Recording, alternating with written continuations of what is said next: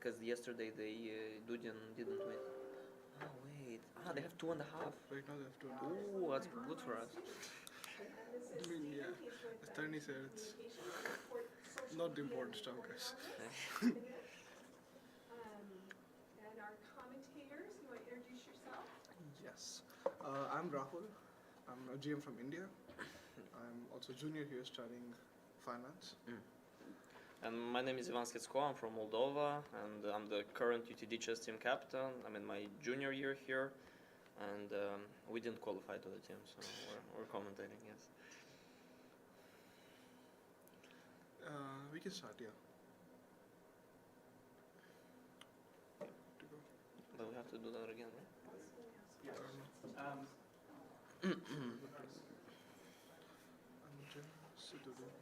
But this is all live, yeah?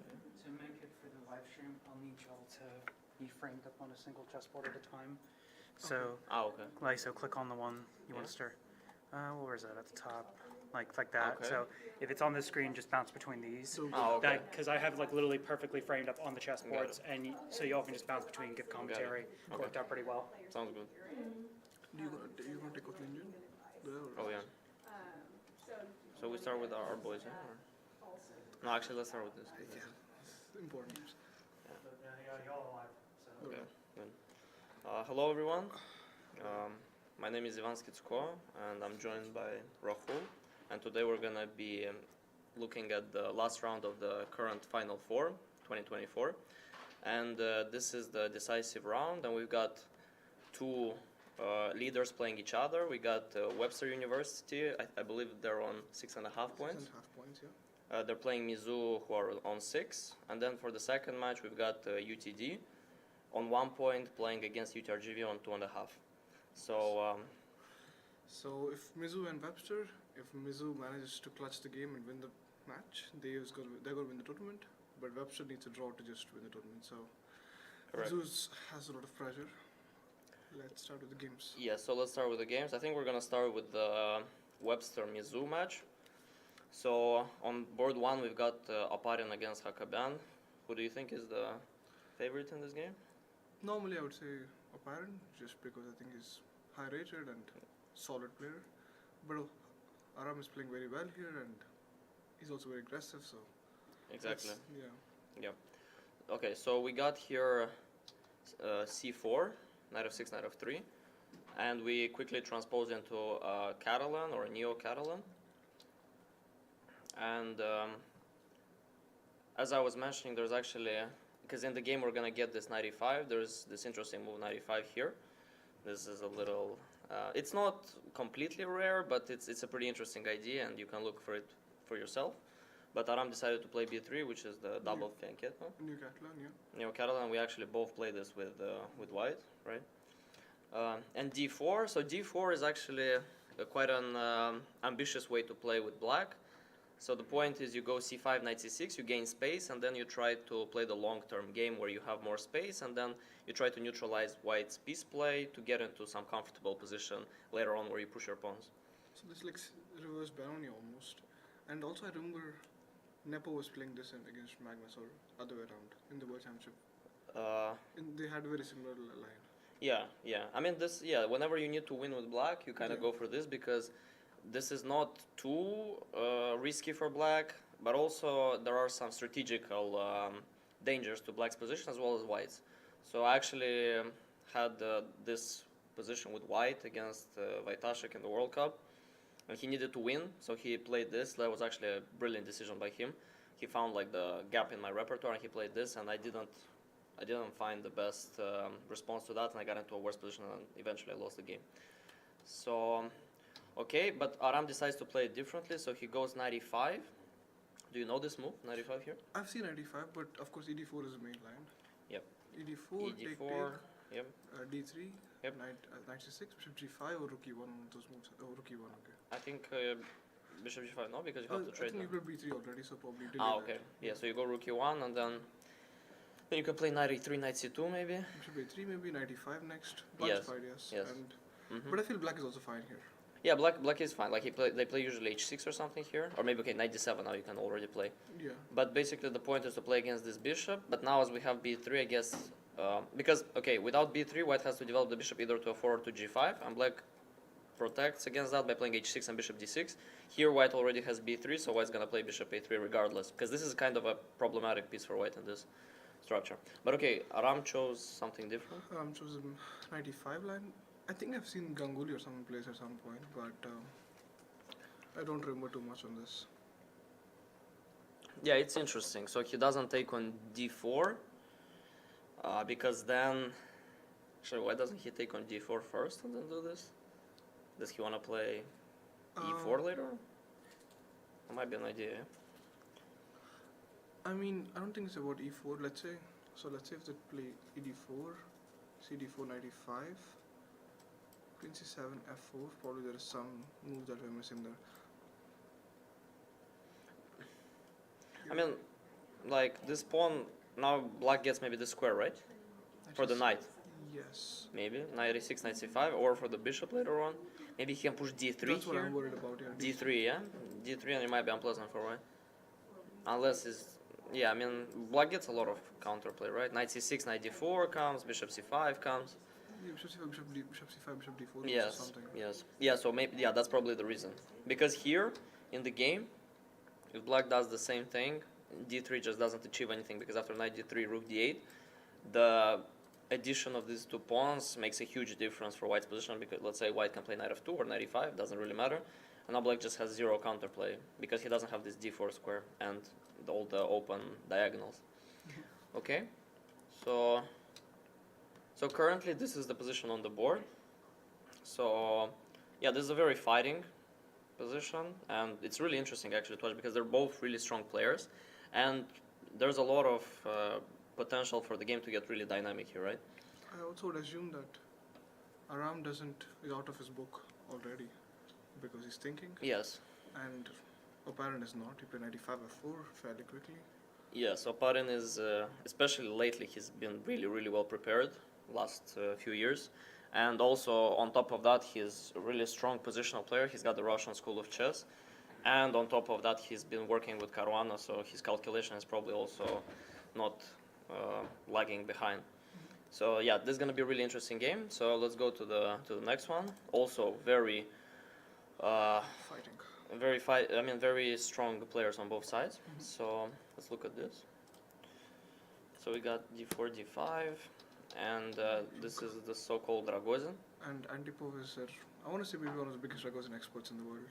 He plays only Ragozin for the last like 10 years, Okay. and almost never loses a game anymore in that. So Okay. he's very, very solid there. Yeah. Okay, so Gridor decides to go for bishop f4. Bishop g5 is, I guess, the main line, right? Bishop g5 is the main line. Bishop f4 is not something big, let's say. Yeah. So I But mean, there are a bunch of other main lines. You can also not take on d5 and bishop Yeah. g5 there. Yeah. e3, queen a4 is a big line that people play. yeah, But yeah. there's a bunch of different ways to play this for white. So bishop f4, I guess, is more positional because after bishop g5 you get this sharp lines, right? Yeah. h6, bishop h4, g5, knight e4. So let's say here we get it. I'll just show this.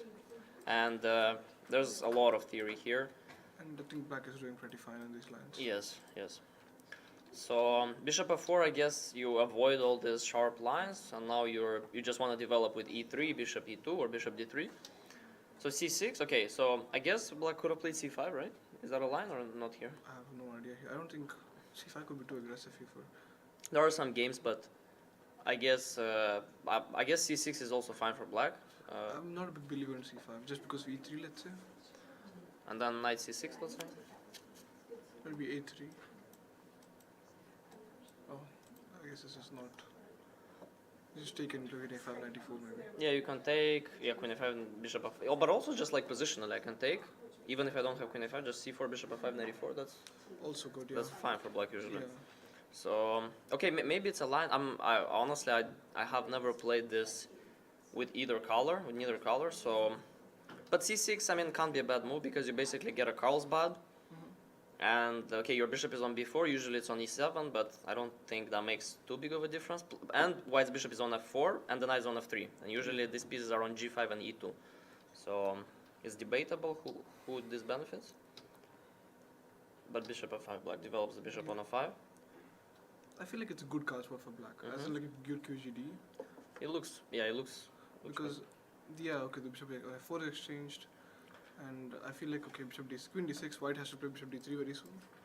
And then, okay, he doesn't have to play, but it might happen, and then Yeah. it's just a very equalish position. Black is doing pretty well out of the opening, I'd say. Yes, so currently we have this position, and okay, apparently white won 2 games with knight h4. Knight h4 is only try move, if you ask me. It's the only move that you can actually try with. Yeah. But even then, I feel like some bishop e4 also could be a decent move here. I don't know why I Okay, never played it. bishop e4, but if I can take, right? Yeah, just knight takes and... No, okay, so you just play. Yeah, I don't think it's bad, right? Bishop d3, Yeah, it's a it's- castle, and... Okay, you have a... Yep. Yeah, I guess, I mean, yeah, it can't be. I mean, all these cards, but they're so solid. These openings, white can get something, but like knight h4 is the only move to get something, but it's not much. You just get a bishop for a knight, but black gets this knight on e4, and if he's in time to consolidate it with either knight g7, knight f6, or maybe rook e8, then he's totally fine, I believe. But this is the current position, so okay. So on board 1, we're gonna probably have like a really fighting game. So Oparin playing aggressively with white, creating chances, but I think Aram doesn't mind that. He likes this kind of position, so it's going to be a really interesting game on board 1. And board 2, for now, looks Drawish. drawish, yeah. Yeah. But we'll see. We'll see what the players come up with. And also, this match can go anywhere because the teams are very close in points, and if one player loses accidentally, then the other ones need to try to win. So anything can happen in this match. Yeah, and also this, let's say right now, they have a position where they can keep playing forever almost, Yep. which gives them chance to go in at some point. And okay, you just wait for the rest of the games to finish kind of with this position from white and black both. Yep, So, I agree. Okay, so Indian matchup. on third board we have an Indian matchup. So what do you know about these players, Rahul? I think both of them are. I think I know both of them personally. They're good friends, especially Harsha. I want to believe that Black is a slightly stronger player. Rating-wise, also I think he's like 100 points over. Yep. But I think Harsha has very good opening prep from White, especially in e4. I think this could go either way, but I'd say Harsha is the favorite in this game, and this probably is the biggest difference from both the teams. Yes. I mean, on board 4 we also have 100 points difference, but I think Budisavljevic might be slightly underrated right now. Yeah. Okay, so here we got a Sicilian.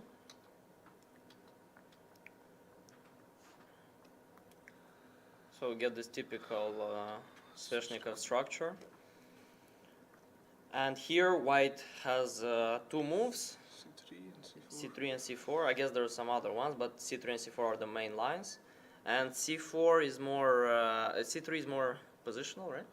I think so, but I think I mean, there's so much theory here, right? There's so much theory still. Like I said, we finished only 11 moves so far, Yep. and we are not even scratching the theory. Like we're still like not decided which line they're going to. Let's say. Exactly, yeah. So this line became mostly popular when Magnus played it against Fabiano in the World Championship match. Of course, it was also considered a very solid line even before that. But after Magnus played it, everyone started playing it, and it got a new life injected into it, this position. And here, yeah, I was looking at it at some point, like theory goes up to move 30 something. It's crazy. But basically, the positional idea for white is to control d5 as much as possible and ideally exchange the light square bishops, because then he gets this beautiful knight on d5 against the bishop on f6. And for black, it's the opposite. He tries to get as much control of d5 as possible with moves like bishop b8, knight e7, and then he plays against this knight on a3 by playing bishop g5, so stopping knight e3, fighting for d5, and playing a5, stopping knight b4. So basically, black needs to cut this knight off from the d5 square and then fight with the other pieces for the d5 square. So it's a fight for d5 square, but it's not new. It's already been analyzed, so we'll see who has got a better prep here. I'm surprised that Harshit is thinking so much already, because I would expect him to know this opening very well. But I think he's just spent time to. Oh no, he came. I think he just spent time to remember his lines probably. Yeah. Also, maybe also there's like a lot of move order subtleties, like when players of this caliber play each other, so they have to make sure they're not being tricked anywhere. they don't get into an Oh, opening yeah. they don't want. Oh yeah. Also, they didn't go for the normal order. Yep. They went from the 4 knights order, Yeah. which and after 96, here. Uh, Yep. White's main line and most fighting line is knight into c6 here. Knight c6, b6, e5, E5. knight d5, knight e4, and there's so much theory here. And we have a expert in our camp in UT Dallas, Balaji Dagubati, who's Yeah. very good at this stuff. I mean, you also won a really good game once, right? When you tied for Yeah. first in US Masters Yeah, for yeah. black here. Yeah. But knight b5 is considered the line which is more annoying to face for black here, because black's best move is d6 here, but after d6 you're transposing to Sveshnikov, Yep. and if you don't play d6 then other line bishop c5 or bishop b4, Yep. white has an edge there. Yep. So yeah, they go to Sveshnikov from a different model, let's say. And Yes. here both the players, I think Harshit is just remembering his lines. Also, I would maybe want to guess that he did not expect Sveshnikov from Harsha, because as far as I don't know, I don't think Harsha plays Sveshnikov. Mm-hmm. So maybe Harshit's also taken aback and maybe just trying to remember his prep. Yep. So yeah, here this is kind of in between the first two games, because on board 2 we have a quite peaceful position. On board 1 we're gonna get a really dynamic position most probably, and on board 3 it can go either way. This can become really positional or it can become really tactical. If you imagine, let's say, black going castles, king h8, bishop g5 and then f5, he gets a lot of counterplay on the f file. And white in turn will try to go a4 maybe, weaken the queen side, so it can get really tactical really quickly. So, Yeah, we should go to board 4 also. Board because they have 4. the same opening exactly. oh really? Okay, yeah, so we got Sveshnikov lovers. Okay, so this is the board, this is the position on board 3, and This is the position board 4 now. here we continued the line. So 97, 97 is on the main line though. It is important to note that. It is not, it's one of the important lines probably, but it's the third most popular move here. okay, Well, so you might see a different move from Harsha actually after c3, because he might play the main line castle or something else. yeah. But here the point is black immediately tries to fight for the d5 square, and in turn giving white the advantage that black has the double pawns. However, if black manages to get d5 or f5 in, his structure is going to be really good, right? Because he gets a lot of piece play. And Yeah. that is exactly what happened in the game, right? d5. So I guess this is still theory. Most probably, yeah. It is theory, I think, so far, yeah. And I'm not sure white knows the theory. And black is prepared for sure, because black is the one who chose 97. Yep. So black knows what he's doing. While white is, let's say after 97, he spent almost 15 minutes thinking knight f6. Which is, of course, a fair move to think, because he wants to probably remember his prep. Mm-hmm. But I want to say that it's likely that white is out of his book. And is just barely remembering his lines right now. Yep. Yeah, and then if white doesn't play totally accurately, black is gonna equalize really easily, and then he might get counterplay of his own on the g file. Maybe the pawns are gonna start rolling, so there's a lot of life in this position. So okay, overall we got a really interesting match ahead of us here, and We have like 3 fighting games because of 2 Sveshnikovs yes, and Oparin's Neo-Gatlan, I guess. Yep. And okay, the only solid game or more simple game so far is Antipov's. So yeah, okay. yeah, So I think we can move to the UTRGV match right now. yes. Okay, so let's start with board 1. So on board 1 we got David Brodsky representing UTD against Viktor Gazik. Here it's hard to say, because so David is white, and David is known to be a really good opening connoisseur, while Gazik is kind of the exact opposite. He doesn't focus, at least in the last year, he wasn't focused that much on the openings. He was focused more on calculation, middle game, and creativity. He's a very creative player. So here we got really interesting matchup, because it's kind of 2 different playing styles playing against each other. So what's your take on this, Rahul? Yeah, and the opening we have here also is interesting, because of course they play the normal classical Sicilian first, Yes? and from there they bishop g5, Main line? and here queen b6, which I've never seen. And I think I've seen it, but yeah, so e6 is the main line, but David knows a lot there. of course, yeah. So I mean, the way how queen b6, what he played as far as I see, is that after queen b6, knight b3, e6, and it's very similar to e6 line, it looks like. Yeah. But, and the more you go forward, there are very less games, and Gazik is playing very fast. So he's and David is taking his time. So he took already like 10 minutes for the move h4. Which is quite thematic, to be honest. So, Yep. But I feel like, let's say after rook d8, queen c, I don't know if king b1, probably queen 7 will be Queen played. c7 will have to be played because the queen is in the way of the b7 pawn. And white is arguing that, oh, I played queen b6, queen c7, so that I can push the knight back to e3, which is misplaced now. Okay. And that's what white is saying compared to the main line, I would assume. Mhm. Because main line, probably the queen on c7, right now it has a d4. Yeah, but okay, but black avoids a lot of white's tries. For some reason, like black has a very good score in this position. Yes, it's. I mean, I guess when people played this, I played this for black, and whenever I played, I faced this f3 line. The players were really well prepared, and I was always getting into some opening preparations. So maybe it's actually a great idea what Victor did, because he kind of avoids David's preparation. He maybe gets a slightly inferior version of the main line, but honestly it doesn't really matter that much, because what happened is white moved the knight to b3 and black moved queen b6, queen c7. So it's not like a free tempo on the king side with g4, where it would matter. It's something here. So it's just a playable position, I guess, for both sides. This is, I think, still a start, but also I believe David knows this position really well, that he should be able to figure out the right plans for white. Yeah, and I mean, okay, it's usually it's either connected to attacking, like g4, h5, or you can also, sometimes they bring the rook to e1, but I don't understand them completely, those plans. I guess here you just go g4, h5 or something I like think that. you start pushing the pawns. In some shape or form, you start pushing the pawns. Oh, there's also a very important game here, Ivanchuk versus Kramnik, Okay. which was in old game, but I'd say still important. Yep. And queen f2 was played there. Queen f2. Yeah, queen f2 is. That is interesting. Okay, the idea is bishop e3. Yeah, so after b5, Have to play b5 to prepare rook b8 against bishop e3. rook Bishop b8, e3, rook b8. and now I played g4. Okay. And so he's saying that, okay, I'll move my bishop out to push the pawns quicker even. Yep. And knight e5, and I think g5, knight e7, h5, and it was a fight, I think, after that. Okay. Yeah. So okay, basically we're gonna get something like this. Yeah. Maybe not exactly like this, but we're gonna get white pushing the pawns g5, h5, and black will push b5 and then try to go either knight c4 or move the bishop, put the rook on c8, go a5, a4. So there's a lot of plans here for both sides, but basically black wants to checkmate white, white wants to checkmate black. So we got a race. Yeah. Also, this will be an interesting game, very dynamical. Could go either way, yeah. Could go either way, yeah.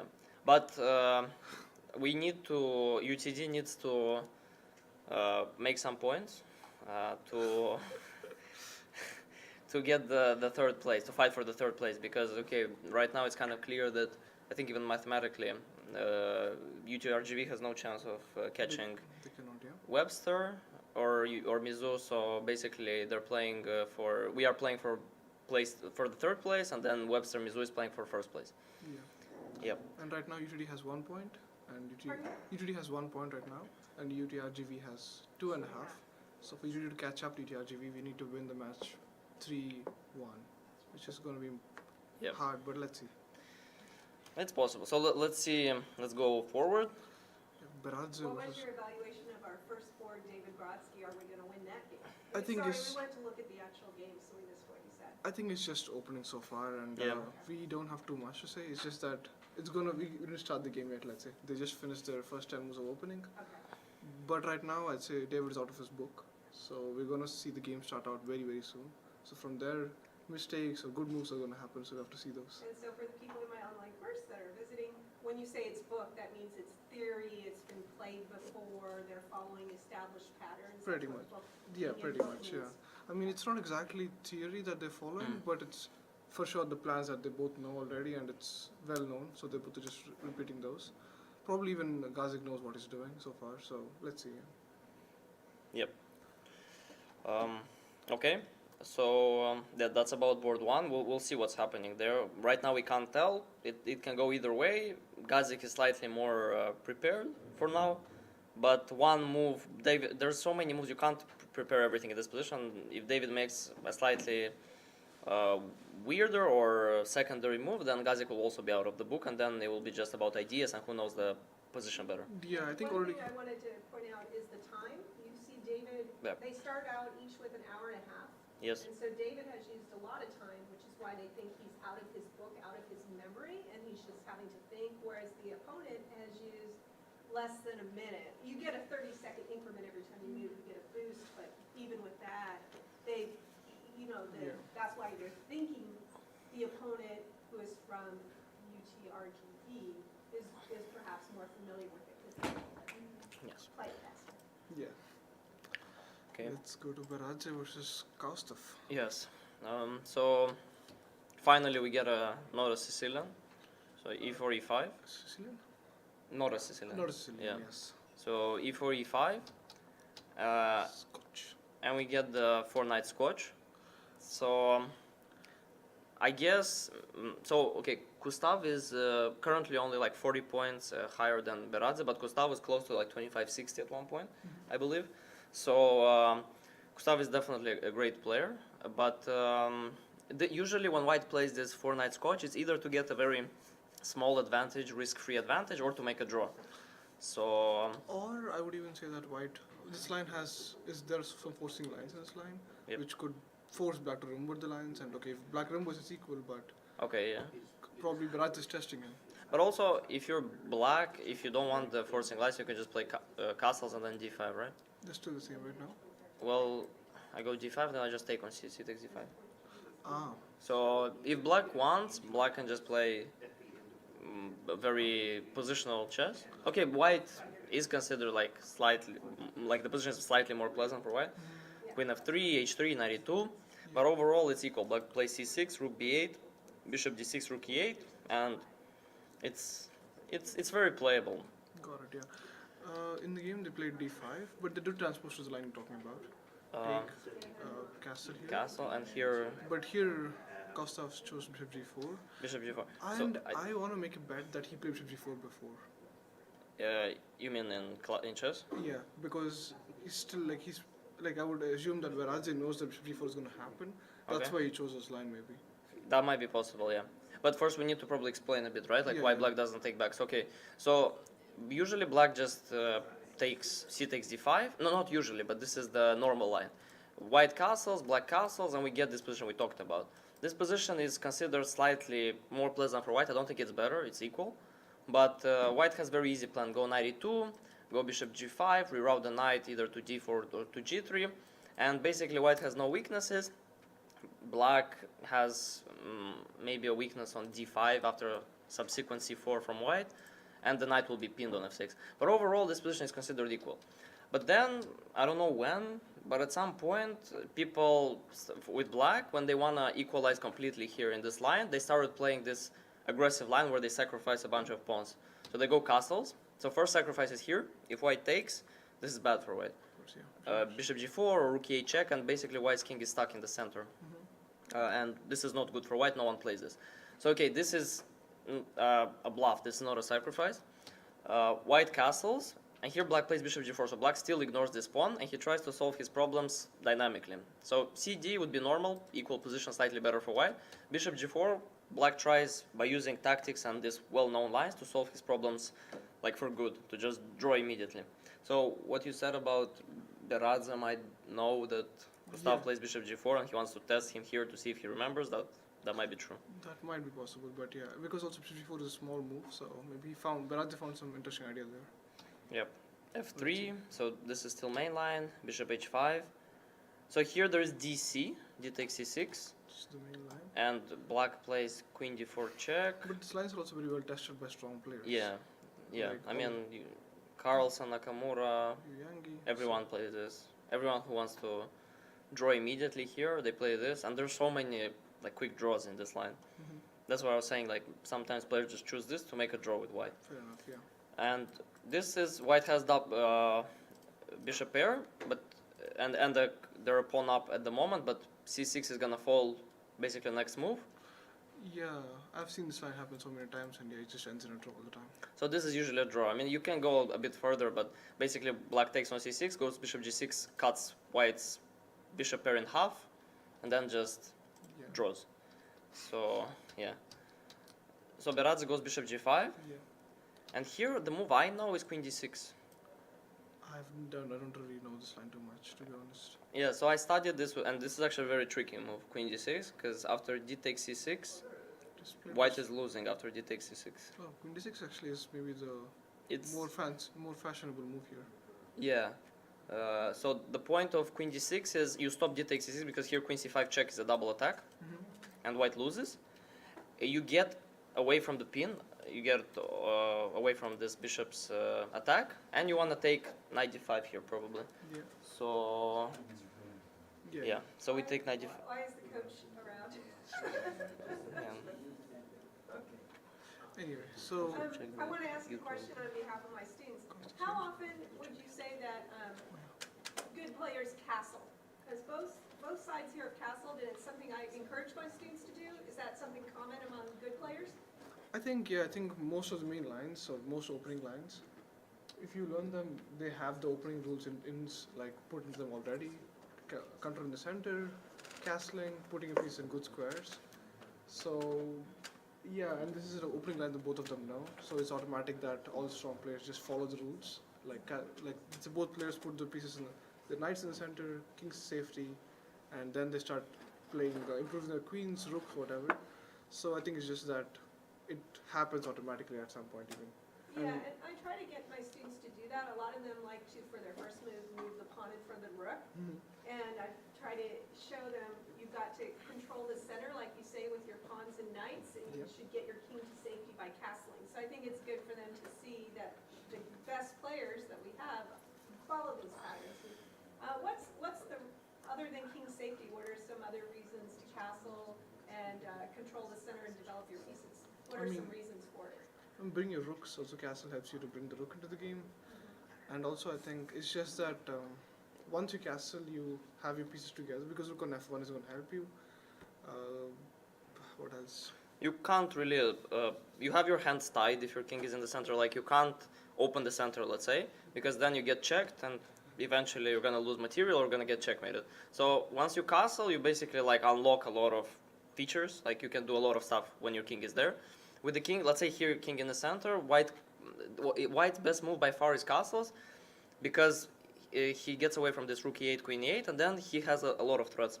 He wants to take d takes c6, he wants to pin black's knight. If he does that now, bishop g5 or something like this, then after rook e8 or even queen e8 tactically, black unpins tactically because of the king. Right, the king's in the center and vulnerable to being checked.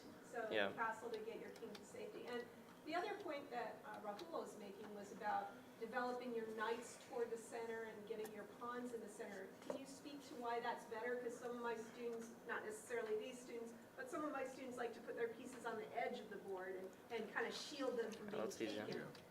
What's good about being in the center like they're doing? I mean, the main point of chess. Show it. Or you want to do something else? I mean, the main point of chess is to control the center squares, d5, e5, d4, and d4. And with the knights in the center of the board, you just control them better. And also knight on f3 or c3, usually they're a good square for the knight. And the moment you go to h1, like for example, or like h3, whatever, when you start the game, you're just putting knight in a bad square where it doesn't control too many squares. It's just there for no reason almost. While knight on c3 or f3 or d4, for example, here, you control more important squares, and that's but that's where the game happens. That's where all of the game decided. So yeah. Yeah, and you have 8 moves here from d4. This is like the most typical, like when I guess when I just started playing chess, this is how they explained it to me. Knight on d4 has 8 moves, right? b5, c6, e6, f5, and then knight on h1 has 2 moves. So just by looking at that, it's very simple. So having your knight in the center, you have many more choices of what to do with it. Yeah. And at the edge of the board, it has less choices. Exactly. Okay, So, thank you. I think that's good to get some basic principles and show that these very, very good players follow these principles. Yep. Okay, it's sometimes they break them, but that's let's say maybe you can even say Oparin's game, like he kind of broke, right? Because he hasn't developed his pieces on the queen side. He won 95, so he's playing with one piece, which is considered a principle you shouldn't break. First develop all your pieces and then start playing with all the pieces. But he just starts moving that. But he has a lot of there's a lot of subtleties behind that move. He wants to achieve some goals first, and then he'll develop his pieces. So okay, so There's been some big improvements difference here. Big difference. Okay, so let's go forward. Okay, so he didn't play queen d6, he plays cd5. This is probably fine, I guess. It is fine. Yeah, it is still played by strong players. Yeah, I think so. Wesley played recently, so it's So good this move. happened? This Yeah, so happened. this is the game. And they're still following main line, or like I think Kostov is playing more intuitive moves, while Berazzi still knows his prep and Yeah. is playing. So basically, okay, we just quickly. So white gives up his bishop, which is bishop is stronger than knight, because bishop usually it's stronger than knight because as you can see the position is open. It's very open. Like the king is open. There's a lot of open files for both sides. There's pawns have been traded, pieces have been traded, so the position is very open. So bishops are stronger than knights because bishops can move from one corner to the other corner in one move. The knight needs like 6 moves, I think, to get from one corner to the other. So, but he gives his bishop for direct purposes, for specific gains. So he gains the pawn on d5. So Now, this is happening right now. yeah, it's Okay, I want to, this is actually a good position for my students, if you don't mind holding for a minute. Yep. So that knight is forking the queen and the bishop, attacking both at once. It's a fork or a double attack, right? That seems kind of scary. So the question is, before they show the answer, how do we save B5. Played our bishop and our queen? What can we do to save them? Kissy stuff. Because they're both being attacked at once. Do you all see what might happen here? Try to save it?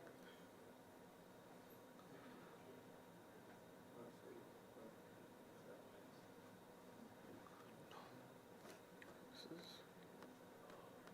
It's the main line. Any ideas? How do you save this shit? Damn. Yeah, yeah. Why? Why does Yeah, this okay. Well, the problem with moving a pawn is that I mean, the that's- knight is going to take the queen and say check to the black king, and the queen is worth 9 pawns, and the knight's worth 3 pawns.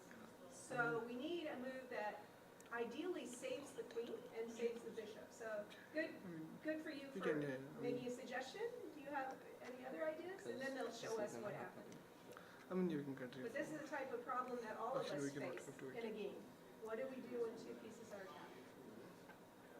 And sorry to slow you Oh, down, it's but fine. No, yeah, just trying to make it helpful for my students too. I know it's at a very high level. Gustav didn't Gustav didn't figure say it out. that. I'm sure Gustav figured out a way to save the queen, right? You guys want to see the answer, or do you have a guess? You have a guess? You have another guess to save the queen and the bishop? All right. You want to move the queen, but you want to move it where you can protect the bishop. Yes. Do you have a square in mind? We use notation to tell exactly what square we want to go to.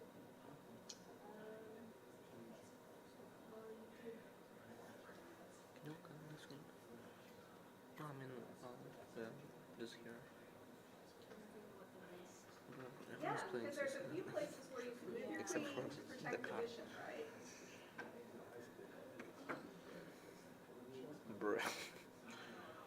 So this is many of them interesting. leave the queen in danger. Yes, so we don't want to do You that. We want to can't get move the it to queen. B6, you can't move it Right. to F4.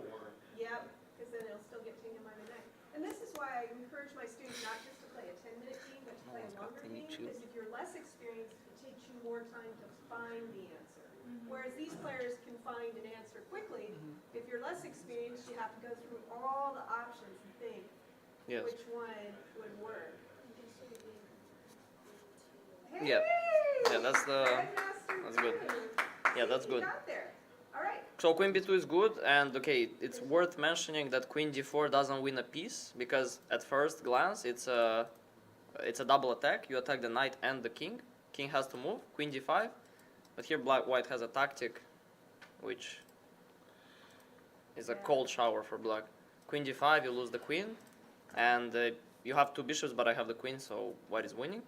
So Madeline found the grandmaster move here. Queen takes b2, yes. Yay. So queen b2 is good because you take a pawn and you protect the bishop and you move the queen away from the knight attack. But the problem is B1. Beradze is still in Opening prep. opening prep. Check. And yeah, so after bishop c5, king h1, Yep. the main line still goes queen e5 there. Queen And e5. the position is still considered, let's say, balanced. It's of course equal, but it's still deep lines goes, and Yeah. a lot of strong players have tested this. Rook b5, right? Something? F4, I think, is the main line. F4. Okay, so you give your queen away in exchange for black's queen. So it's a weird main line that still goes on, and White Yeah. knows what he's doing. I think Gustav doesn't know the prep, and he plays Queen A2 here, which is a bad move already.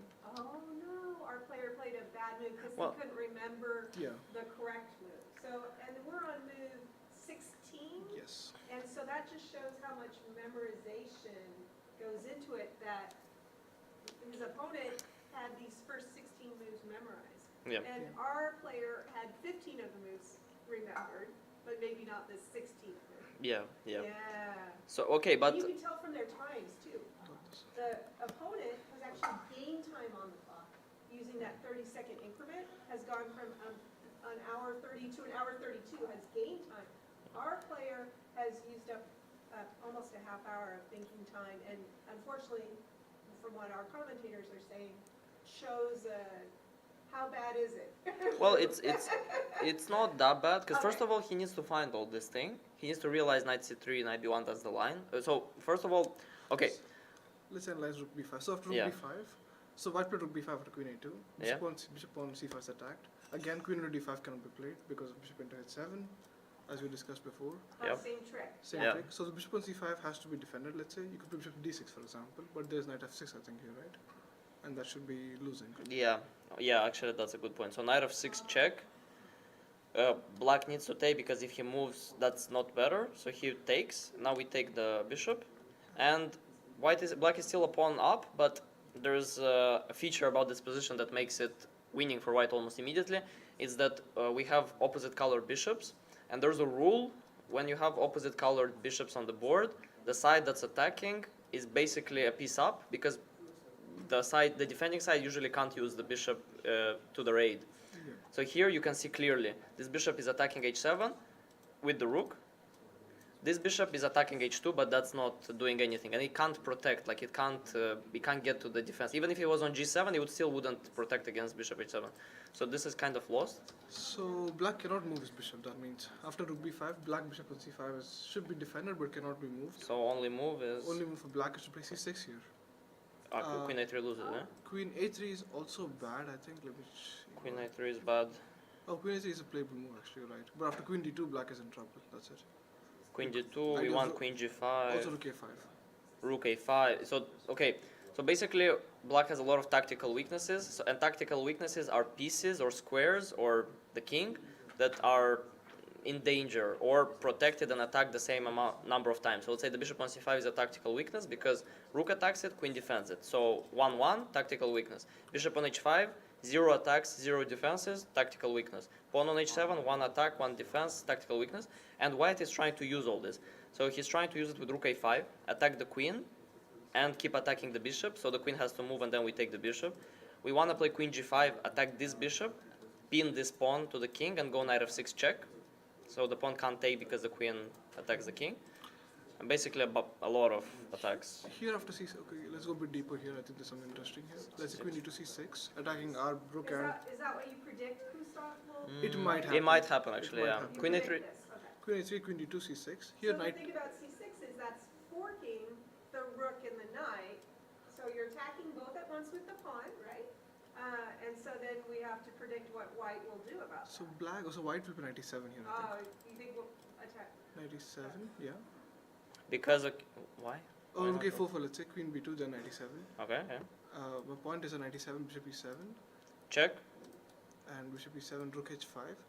Black cannot defend G6, H7, H. Oh, that's why I think you play 97 first, because if Ah, okay. Okay, so this is actually instructive. So, okay, if you go rook a5, which is the most natural move because your rook is attacked, and here you take, black just takes, we traded the bishop for the knight, white can take back, position is draw. This is a draw. If you go here, you want to move the knight somewhere, let's say you go knight e7, and here you're trying to checkmate black. The problem is g6, queen h6, queen g7 defense.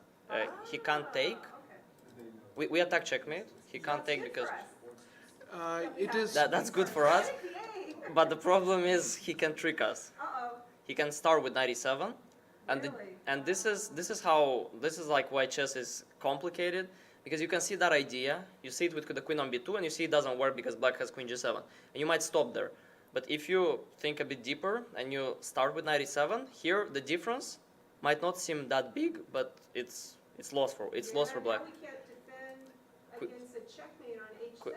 Yes, queen Wow. can't do this. And also after instead of g6, h6 for example, Yeah, you h. just not take on h6, I think, Yep. right? Yeah, because you have bishop c4, so you take. And if black moves f5, or Yeah. we want checkmate, Yeah. let's say Checkmate, this is typical, Checkmate. Or just queen, yeah. Yeah. or yeah, checkmate. Mhm. And if they go f5, this is important, bishop c4 check, and he has to play rook f7, and we check, we take the rook, and Checkmate very soon, yeah. checkmate very soon, yeah. Wow. So, okay, This could be a disaster Could be. really quickly for It our could be. player. Hopefully- That's not good. I mean, Our player is black. he calculates well, Gustav calculates well, Yeah, so but he might calculate, oh, I'm losing, right? Is that good? yeah. Scary. I mean, let's see. I think also after rook b5, there's other important move here, Have they c6. moved yet? They I don't know have. this position? No, he's gonna calculate for a while here. He has to. Oh, okay, so the last move played in the actual game is rook b5? Yeah. And now our player is sitting there and thinking, Yeah. oh, wow. And instead of queen a3, or c6 is a move. But here, knight c3, there's some important line. Yeah. Knight c3 attacks our queen and the bishop. So white's only, black's only move is to go queen a3. Yeah. Now white goes knight b1, attacking the queen again. If you move the queen, You this. just lose the piece. So black has to sacrifice the queen here. Oh, And no. they have to play this end game, which is Yeah. white is better, but somehow black has won a game here. Well, one thing about this endgame that I'm noticing is, yeah, there's the passed A pawn, of course, if that A pawn gets to, and I say A pawn because it's on the A file. If that A pawn gets to the other side, it becomes his queen. So even though we're temporarily down a queen, maybe that pawn has a future. There's no pawns that could stop it. But ultimately, you think white's going to be better here, right? I think so too, yeah. Objectively, yeah, but yeah, I mean that's why. Cause look, these players are strong. Like Paravian, he has great So opening. this has actually happened before, and black won this position? Yeah, Wow. yeah. No, it is possible. Like this is more possible to win than a pawn up position where white has the opposite colored Right. bishop and attacks. Let's So say. you think that this might be what Gustav's looking at right now? Well, if he gets there, it might happen. But also it's very easy that he might miss the queen a3, let's say. Queen d2 is already hard to see. Yeah, this is not. And after c6, then he has to see this whole sequence, and Yeah. it's not very easy. So Yeah, I think you can, but yeah, it's obviously not easy. yeah. It's easier for us to see it because we can move the pieces, we Yeah. can talk, we can look at what the computer suggests. It's not so easy for them sitting in that room. right? Exactly. Yeah. Let's So, also we should go to the Yeah, last. we need to move a bit because Okay. we're yeah. Let's go to the ante game. Okay, so developments here. So another Sicilian. Strong. This is our board 3, and our board 3 has white. Our- UT Dallas board 3. has Yes. white. Yes, and it is worth mentioning that they're okay. So white is A grandmaster. a grandmaster. It says international master there, but he got his grandmaster title very recently. Yep. And after also, so in the opening, going forward, so bishop c4 line Uh-huh. is what he played today, which is main line. But also yesterday against Naidov, I remember him playing bishop c4 line. Okay, so he played against a6, same line, bishop c4. Yeah. And this is called Sozin against Naidov. I guess it's called Sozin against this as well. But okay, the idea is Fischer used to like to play this, and Fischer was playing it brilliantly. I mean, he was playing it against Dragon as well, right? And he has that famous game. How did it go? Like where he sacks here? Was it knight g7 here or something? No, he played. It's too early. Basically, yeah, it was some line where he goes bishop f7, and then he goes knight e6, and the king runs here, and then he checkmates it in the. It's a very famous game. You can find it very easily, but I just don't remember the exact move order. But okay, this is a line, and Brian seems to have prepared this for the tournament. e6. Okay, and let's see. So bishop Hey, b3. we have an update important from the tournament room. Can you go back to Gustav's game for a minute? Yep. Apparently, Gustav accepted a draw. He figured this position out to an extent where Irakli, probably conscious of the fact that his team needs 1 point, or needs 1.5 points today, Mm-hmm. accepted. This was played just now. so Yeah. even though we were worried about our player losing, White, because his team is only need a few points, Yeah. offered a draw, and Gustav accepted it. maybe even actually, yeah. Some, So on yeah, board. after, Okay, so this game's done. The one we were so worried about is a draw. They agreed to it. Okay, so we got an update. This game finished in a draw. I don't. Yeah, I would assume that after c6, let's say knight c3, and they probably went to the endgame. Queen a3, knight So b1. you I- think they I think- repeated to draw it? I think he just offered the draw maybe somewhere here. You think so? Okay. Yeah. And probably they just thought the endgame is very. It's also very hard to win for white. Very hard to win. I think. Yeah. So I think it's a fair result. Yeah, it's fair. Yeah. But I mean, yeah. I guess he came into this game not really like looking for a fight. Because the draw is fine for them. They only need 1 point. Right, If yeah, so UTRGV is thinking all we need to get ahead of UTD in the final standings is 1 point, or 1.5? 1.5. Yeah. 1.5, Yeah, yeah. out of the whole match. So a draw is a half a point toward that goal. Yeah, and also I think other games are they're not doing too bad. So I think yeah. Okay, so ah, that okay, so being this is said, so he went knight f6. He didn't. Maybe he didn't know it. He probably did not know He it. didn't know it actually. Maybe. And then offer drop knight f6. So oh, okay. Okay, this is a draw. Actually, this So he didn't find all those tricky moves that we talked about. he didn't find knight c3 here. Okay. And or maybe he just didn't. He was afraid of this. I don't know. I mean, because okay, the only game in the database was won by black, and you put the bishop on e7 or on f6. You start pushing.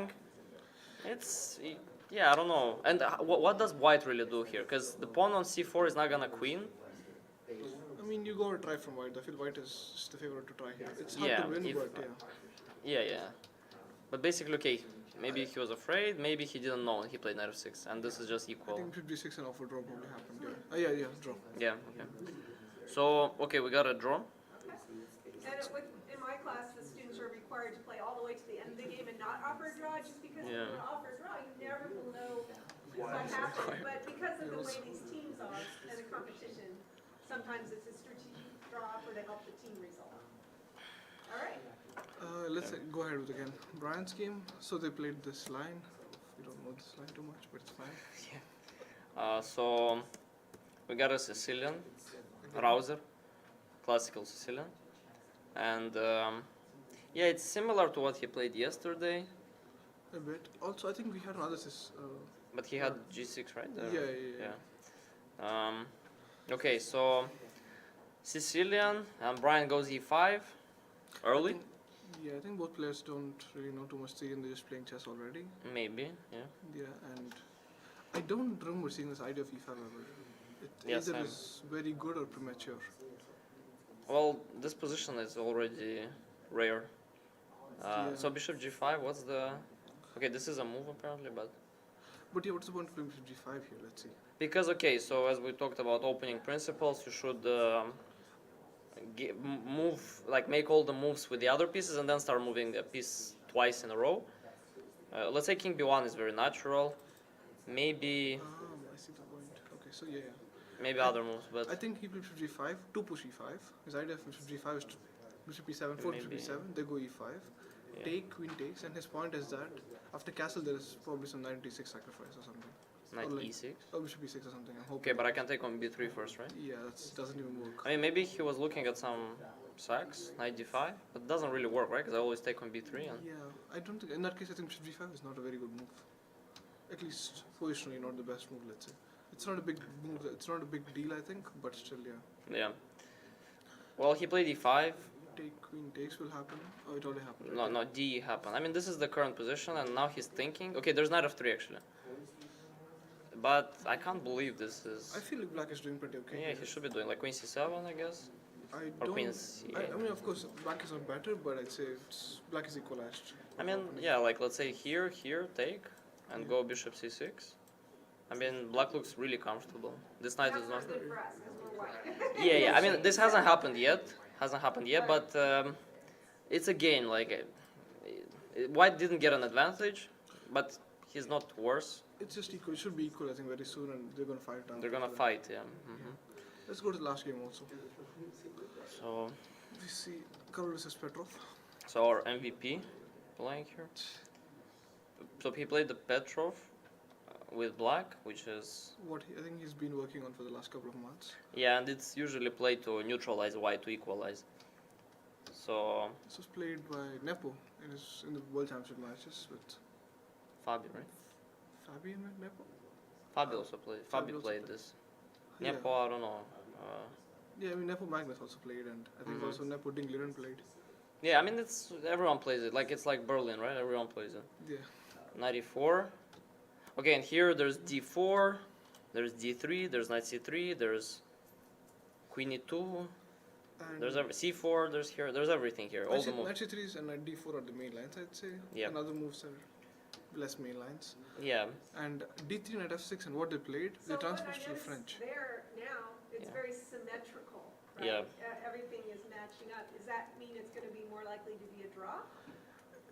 A draw is already hard to say, but let's say not so much aggressive fights or something. It's going to be equal Like fights. a boring game? Boring game for sure, yeah. And also the way how they played it, they transposed to French. Yeah. So you can you can achieve this also like this, but if you achieve it like this, usually white is not very aggressively minded in that day. So this is the same as what we got in the game, and this is through a French, and that is through a Petrov or Russian defense. And here they play bishop d3 usually, or c4 they sometimes play, but he played something weird. I've never seen this move. Which one? h3 here. I think he's just playing very solid. White doesn't want to take any risks today. I think they're just playing for draws on board, which is. But Yeah, so actually, usually what happens when players, especially in team tournaments, when they start playing for draws with white, they will either lose the match or they will lose with white, so, or both.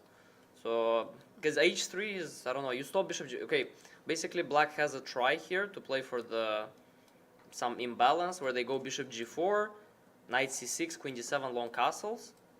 But I hardly doubt h3 that's the purpose of h3. Yeah, I just think H3 is a very solid move. He didn't want to risk anything and just wants to play very solid. Maybe he just wants to provoke this and exchange and draw. I don't know. Let's see, yeah.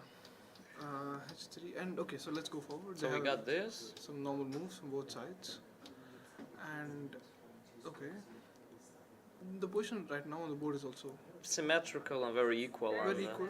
But Except on for the the knight on c3, is a pawn which on is- c3 for the opponent, it's- right? It's kind of dumb. Like it's cut by the pawn on c6, so it has to reroute somewhere. at some point, So yeah. it's a stupid knight, right? Yeah. It's not a very good knight, but It's not bad also, I'd say, because let's go forward a bit. And in this position, knight d7. Here I'm thinking of bishop g3, for example. It's a weird move, especially for this opening. But okay, you get to play a game after. You can play knight d2, knight f4 maybe. but then 94 is always gonna. If you move the knight, always 94 comes. Fair, yeah. It's okay. So what Rahul suggests is if you want to play for the win, you might try something like this, but this might be really risky because you open the f file, but you weaken your structure and you weaken the e4 square. So now, let's say if I go here and you go knight, I attack the pawn on g3. G4, yeah. Yeah, okay, you have to play g4 here, but let's say if you do this, now you're worse. Mhm. This is just bad because first of all you don't have moves with the knight there, but that's bad.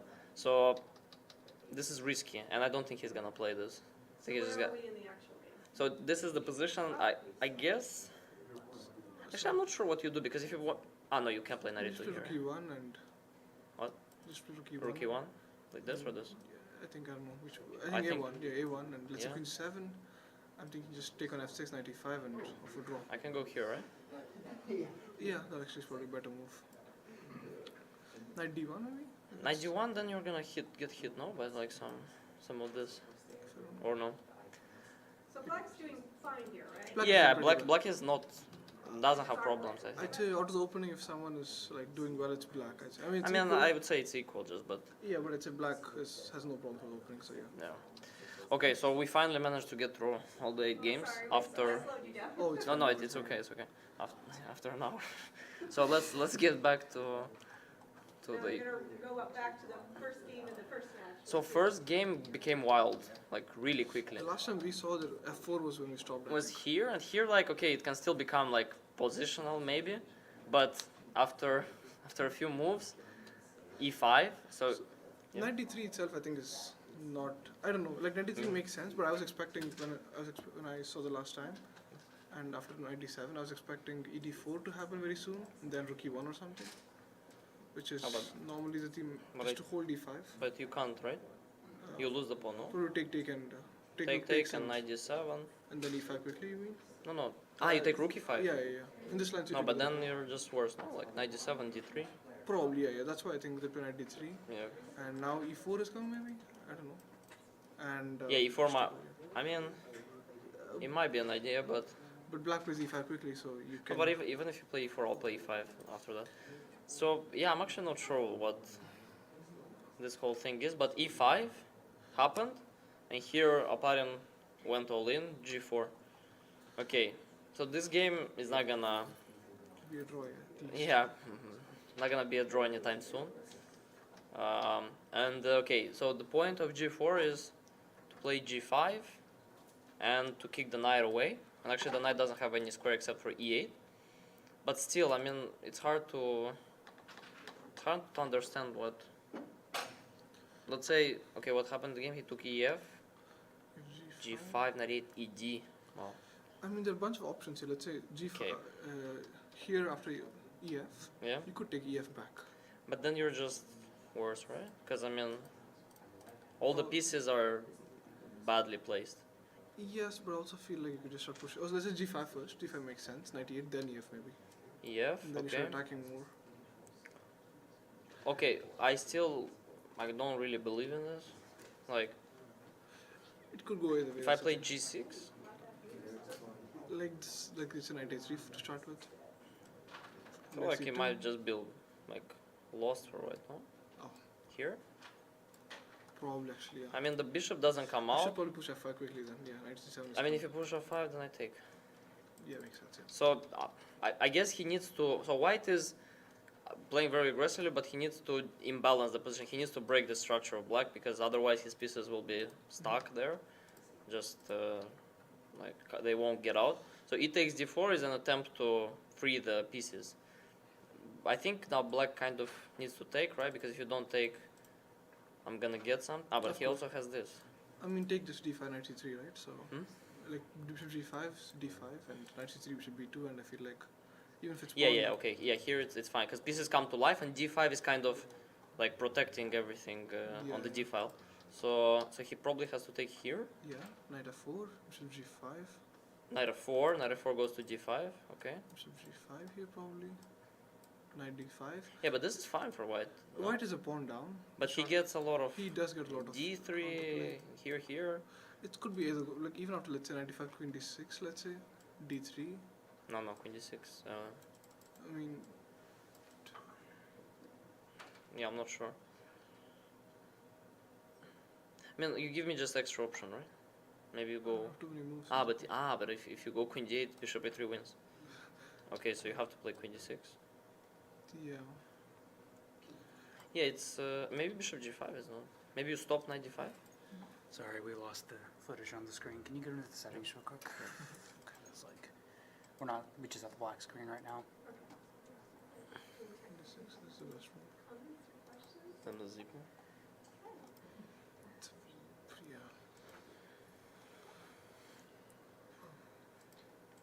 No, but b4 is. Of course, don't play. I'm just checking here.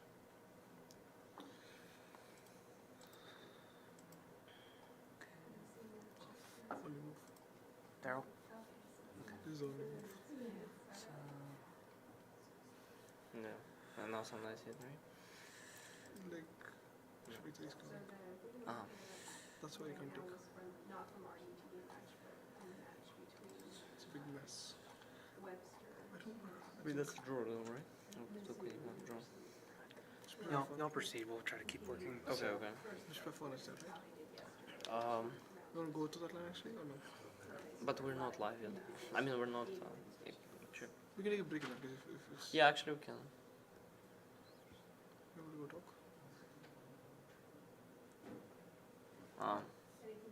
We can probably take it. Let me just. So we take a break. No, Yeah, we well, can- we have one announcement first from the tournament hall. Yeah. The third board in the top match is a draw. Harsha against Harshit. Bishop This is c3 the enough one to draw. where Rahul, you knew both of the players, right? Yeah, yeah. Now you don't know anyone. Bishop h3, take. Yeah, I guess.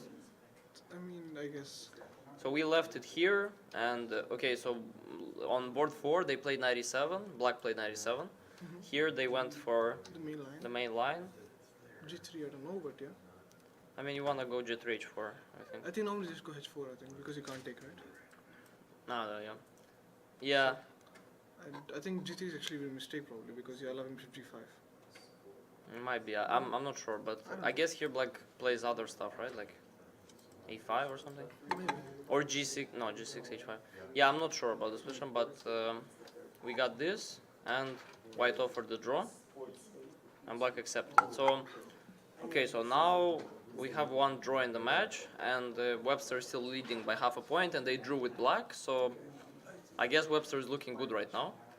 But a lot depends on this game, because this can go either way. Yeah, that should be the decider game. But both players, I think, unless okay, Oparin is also in the book, so he wasted 5 minutes on all this. Aram wasted an hour already, and the position is equal, I guess, like around equal. Bishop Like G5. He'd not take on he D4. played bishop G5. I mean, but And now maybe some. yeah, I don't like Aram's situation right now because Oparin, Yeah. even if he doesn't know like the exact moves, he probably studied this position a little bit. And honestly, it doesn't look that hard to play with white. No, like let's say D5, maybe 95 is a move we should have considered. 95 is probably good. Is it? Unless knight F4 maybe? Knight F4, knight C4. I'm just trying to see D3 works. No, it doesn't, yeah. D3 I mean, back. I mean, because, okay, you have to take, right? Yeah. Also, I think there's also other move here. No, but even here, Like, after knight C4 also you could just take on C4 by the way, and even that position I'm not very sure. I mean, You could just sacrifice H2 pawn with some random move. Bishop B2 or something here. Take? King H1, and I think you have enough. You don't have enough. I'll go F5, no? Like, I'll go F5, knight D6, and, I think it's black is solid, yeah. and black is probably... I mean, also I think instead of D5, there's knight C3 also, which we probably should look at. Take knight D5 Yeah, knight C3 actually looks good. because it's Yeah. it's improved version of some other line we were looking at before. Well, but I Now took on G5. And now I have A4 maybe, A4. and bishop A3 idea. Yeah, okay, it's... So, white has a lot of... white has a lot of active play here. Yeah. Yeah, it's hard to say what's happening in this position, but I would I'd say- prefer to play white here. I think white is putting pressure on clock and also on the board right now. Yeah, I mean, okay, clock is kind of a big factor because you have 1 hour more, and you got like you need to make like 25 moves to get addition, to get more time. And the position is also So- complex, so Yeah, it's super complex, and you're playing against Aparin, who's I don't. I mean, okay, Aram is like really good at this kind of positions, but Aparin is also not bad. So we'll see let's how go that to goes. second game. Yeah. Okay, so we stopped here, and the players managed to make 2 moves in 1 hour. So bishop G6, queen B3, and so I thought about queen B3 instead of knight H4, but this is probably smarter. I'm surprised that after So- queen B3, why B5? Why, yeah, why B5 Is queen E7 not a move here? or queen C7? C7 I'm not a big fan of rook C1. But I can go here. Also that is Ah, you take knight D5, right? No, you don't take knight Okay, D5. yeah. So okay, we have queen C7. Let's say rook C1. I threaten this, and now queen B6, or immediately queen E7. So we're trying to figure out why he played B5 because B5 is a weakening move. Okay, you push your pawn, you gain some space, you limit white, but at the end of the day, C6 is gonna be a weakness until the rest of the game. Plus, you give white the move he made in the game, queen B4. So any idea why you would play B5? Okay, let's go. I think let's eliminate the other bad moves. Let's say queen E7. Yeah. I think queen E7's Queen problem is that let's say take on G6, bishop D3. You cannot really get the knight out on B8, You can't. and that is a problem for black. Okay, that's why queen C7, right? That's why probably queen E7 is So a bad move. okay, so here black has difficulties bringing the knight out because knight D7, queen B7, and the knight A6 I take the knight to A6, and then Double this pawns. is also bad structure. This is worse than B5. Yes.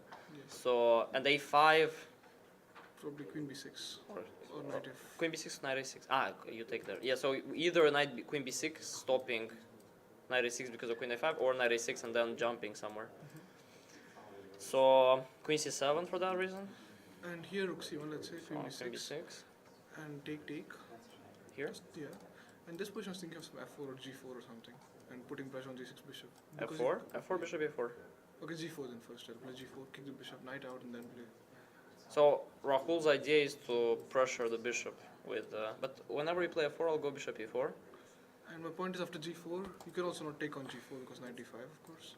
Yep, knight d5, cd, rook c8 check, take the rook. Yeah, it's a big mess and I'm not a big fan of. Are you gonna invite the players up to talk about their game? For Oh, yeah. press conference, Press conference? We can, but you want to do that or you want to do? you want to talk? You want to talk? Sure. Okay, let's ask you a few questions. You can sit here, it's fine. I'll just move out. Okay, You can take over sometime. okay, Gustav, come. So we got this. So we got with us UTD's board 2, highest rated player, Gustav Chatterjee. Welcome. Yeah, welcome. Hi. So we were looking at your game, Mhm. and we were wondering when your prep ended. So, So if you want, so after bishop g5, yes, I remembered that queen d6 is the move here, yes. but I couldn't really figure out why during the game. Like after king h1, I couldn't like understand what changes. Apparently the move is bishop to c3 here, and then you're kind of fine. But I didn't understand why queen d6 is even necessary.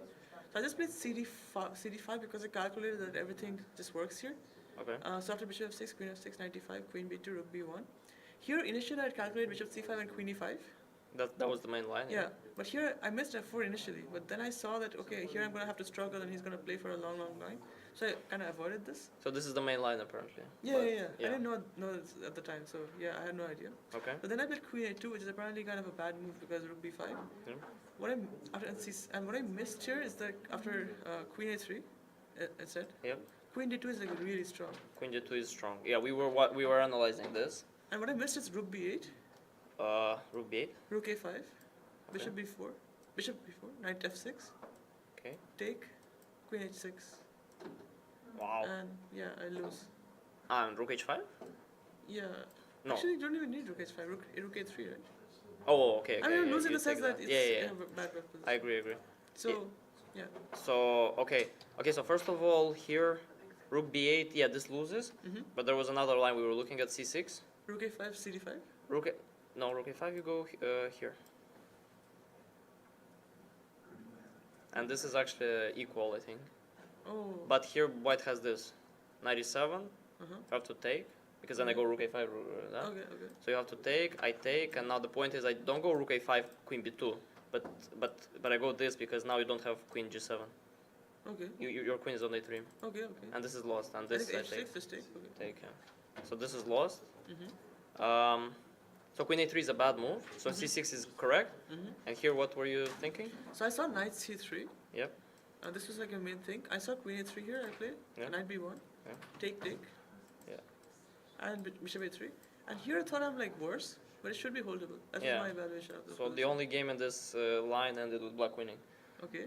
So we were wondering if he just knew this and avoided it, because he doesn't really need to play for the win, Yeah, I yeah, guess. yeah. Or he didn't know this knight c3. But I guess you see this is not hard, right? Knight c3, Yeah, knight yeah, b1. yeah. So he just didn't like this position, right? Yeah, yeah. Yeah. I saw knight f6 also, and I was very scared of this position actually. Rook c5, bishop g6, f4. I thought for white. Yeah. And I was scared of this position, so I was like kind of sad during the game. Like I was thinking, oh, I have to struggle for a long, long time before I make a draw. But apparently it's a equal, which I don't see still. Like why? It's so dead. Because white gets a huge attack on the king side, right? Like if you take bishop d3, queen d3, and then rook h5 comes. Yep. We can check this if you want, or you want to figure it out. Or you couldn't figure it out during the game. During the game, I thought queen a3 is precise to make Yeah? sure that white can't take with the pawn, but rook Okay. c6, bishop d3, take. And this is like the best I could come up with. And I think this is objectively equal, but I was, Maybe, during yeah. the game it's pretty scary, and I thought Yeah. maybe. Yeah, I agree. Yeah, this is not hard to defend. Because white has just simple ideas, right? Yeah. But I think if you're precise, you should be able to make a draw here. It might be. So if you want, we can check this. Okay, so yeah, this is equal. Yeah, yeah. But okay, this you don't want to go into this necessarily. Yeah. Okay, yeah. So yeah, and apart from that, I think that's it, right? Like apart Yeah. from that, there weren't like too many. Yeah, yeah. I mean, both of us have been having a pretty not good tournament so far. So we just have here the draw. A draw as black is not a bad result. Yeah, yeah. So what do you think about the match? I think we have chances. I don't know how the boards are looking right now because it's like too So early we for can me. look at them. Okay, so we got this in Brodsky's game. Mm-hmm. So we ended it somewhere here, yeah. Mm-hmm. And He went h6. Mhm. Okay, so he's playing on the dark squares. So what do you think about this? I mean, white looks slightly better to me, but it's just a very complex position, right? So whoever's the better player usually will win this kind of position. Yeah, I yeah. think David has good chances, though. I would say white looks better to me. Upon, like, it's gone to h6, right? It should be. Yeah. It's like a constant problem for black, so. And David was down like 20 minutes at some point because Gazi caught him in a prep, but it quickly, the time evened out here because Victor thought for 30 minutes for 95, so another even on I time. feel like he was calculating h6 and the permutations. So assessing this position, yeah? Yeah. No, Yeah. I think he was calculating h6 for black there. Okay, yeah. Ah, h6 for black? Yeah, I feel like that's why it takes that long to think, right? So, yeah, and then you go back, right? Yeah, then 95. Okay. Whether allowing or not allowing h6. Yeah, okay, that's fair. So there's a lot of ways to play this with black, with white. Black can stop white from playing h6. Black can not stop and ignore it completely and go for an attack. Yeah. So we got this current position, and yeah, it's again double-edged, so anything Yeah. can happen. Yeah, yeah, yeah. But that's it. White has some chances to win. Okay, that's good. Yeah, because of the pawn, right? Yeah. So that's good. And then we got this in Brian's game. So knight of 3. So he played e5 Mhm. and knight of 3. And here we thought the simplest for black is just to play, let's say queen c8, take, and go bishop c6. And we couldn't really find anything for white here. Okay, Dudin decided to go knight c6. Mhm. So maybe he thinks this bishop is just Not Like- worth taking. not worth taking. So, and now let's say queen c8 or something like that. But I still wanted some pressure, right? He has like activity. Like black has to be a bit precise to make a draw. Yeah, I agree. I mean, I thought that's easier. With Yeah, yeah, that yeah, one was yeah. easier. Maybe he's trying to play for the win or something here, but I wouldn't see a reason why. So yeah, okay. Yeah, here it looks like some pressure, right? Rook comes either d file or e file. Yeah, and then- yeah. But I feel like black should be able to neutralize it if Yeah. he's playing correctly. Yeah. Okay, and then last board we got this Petrov, Exciting. but he did play bishop g3 actually. Uh-huh. So we were looking at this, and I thought he will take honestly, Oh, good. but he didn't take. He I decided. guess it creates some attack, right? Yes, we were G4, G5. g4, g5 probably, yeah. So it's probably good because white just keeps like control of e4 and then g4, g5. And Yeah, yeah, yeah. yeah, yeah. So Carlos decided to play it safe, queen c7, just trade on d6, and yeah, I mean not too much going on, right? Yeah, I feel like black should be. I mean, ideally black should hold a draw. It's Yeah, yeah. I feel like it's not a bad position. yeah. It's equal. They might trade a lot of pieces on the e file, and a draw here would be good for us. And then we got the two.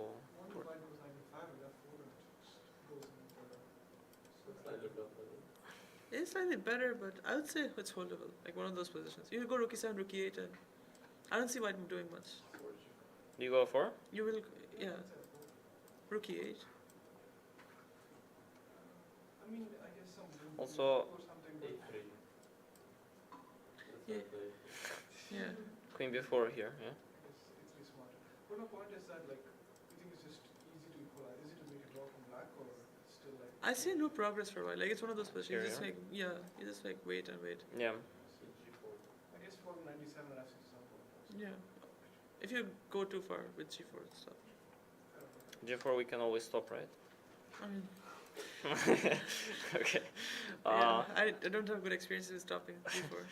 Yeah. No, okay, but here, yeah. So black is very solid. White can try pushing, but then black will get counterplay against the weakened king or b4 square or something like that. So we're not too worried about Karolis, who's been holding like pretty well so far. So I think we're confident on this board. And then we got David and Brian with white. So Yeah, some chances.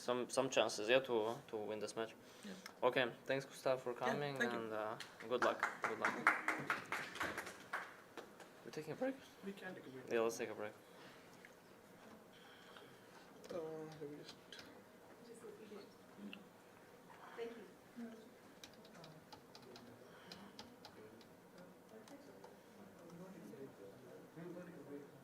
Okay, yeah, that's fine. Just go ahead. Okay. We'll take a break. Thank you. Very good. My students enjoyed it.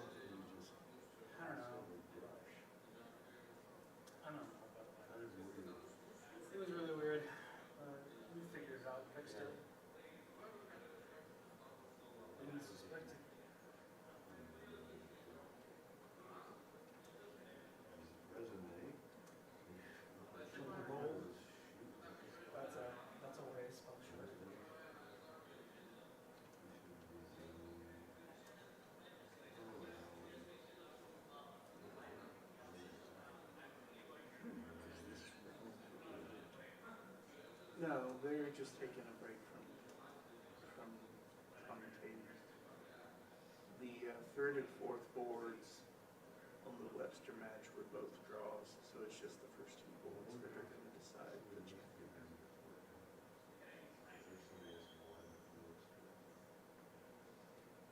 Are these commentators ever discussing? I'm sorry, because I didn't. You got up. Yeah, because like, it must have happened so I late. think more commonly I'm trying to like. they're going through the openings they played and then kind of taking that position and just showing what the options were at that point to play beyond that. I think I moved the board slightly. Literally moved this thing down. Yeah, after they kind of discuss what the I options really were, try and they sort push of it actually forward. happen for the next few And I minutes. think it And I was think they're cycle back through it. Who's back this up? Where did your students go? They weren't required I'm to pretty stay sure for that's the what it whole thing. was, 'cause They got their extra credit points you for can staying for control 20 settings with minutes that, or I more. believe, I just never do.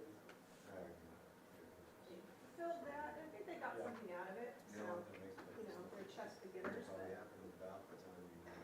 Yeah, were those high school students or college No, students? they're taking my online ED 4359 course, which is the upper division undergraduate Okay. course, and, but you're not required to be a chess player to take the course.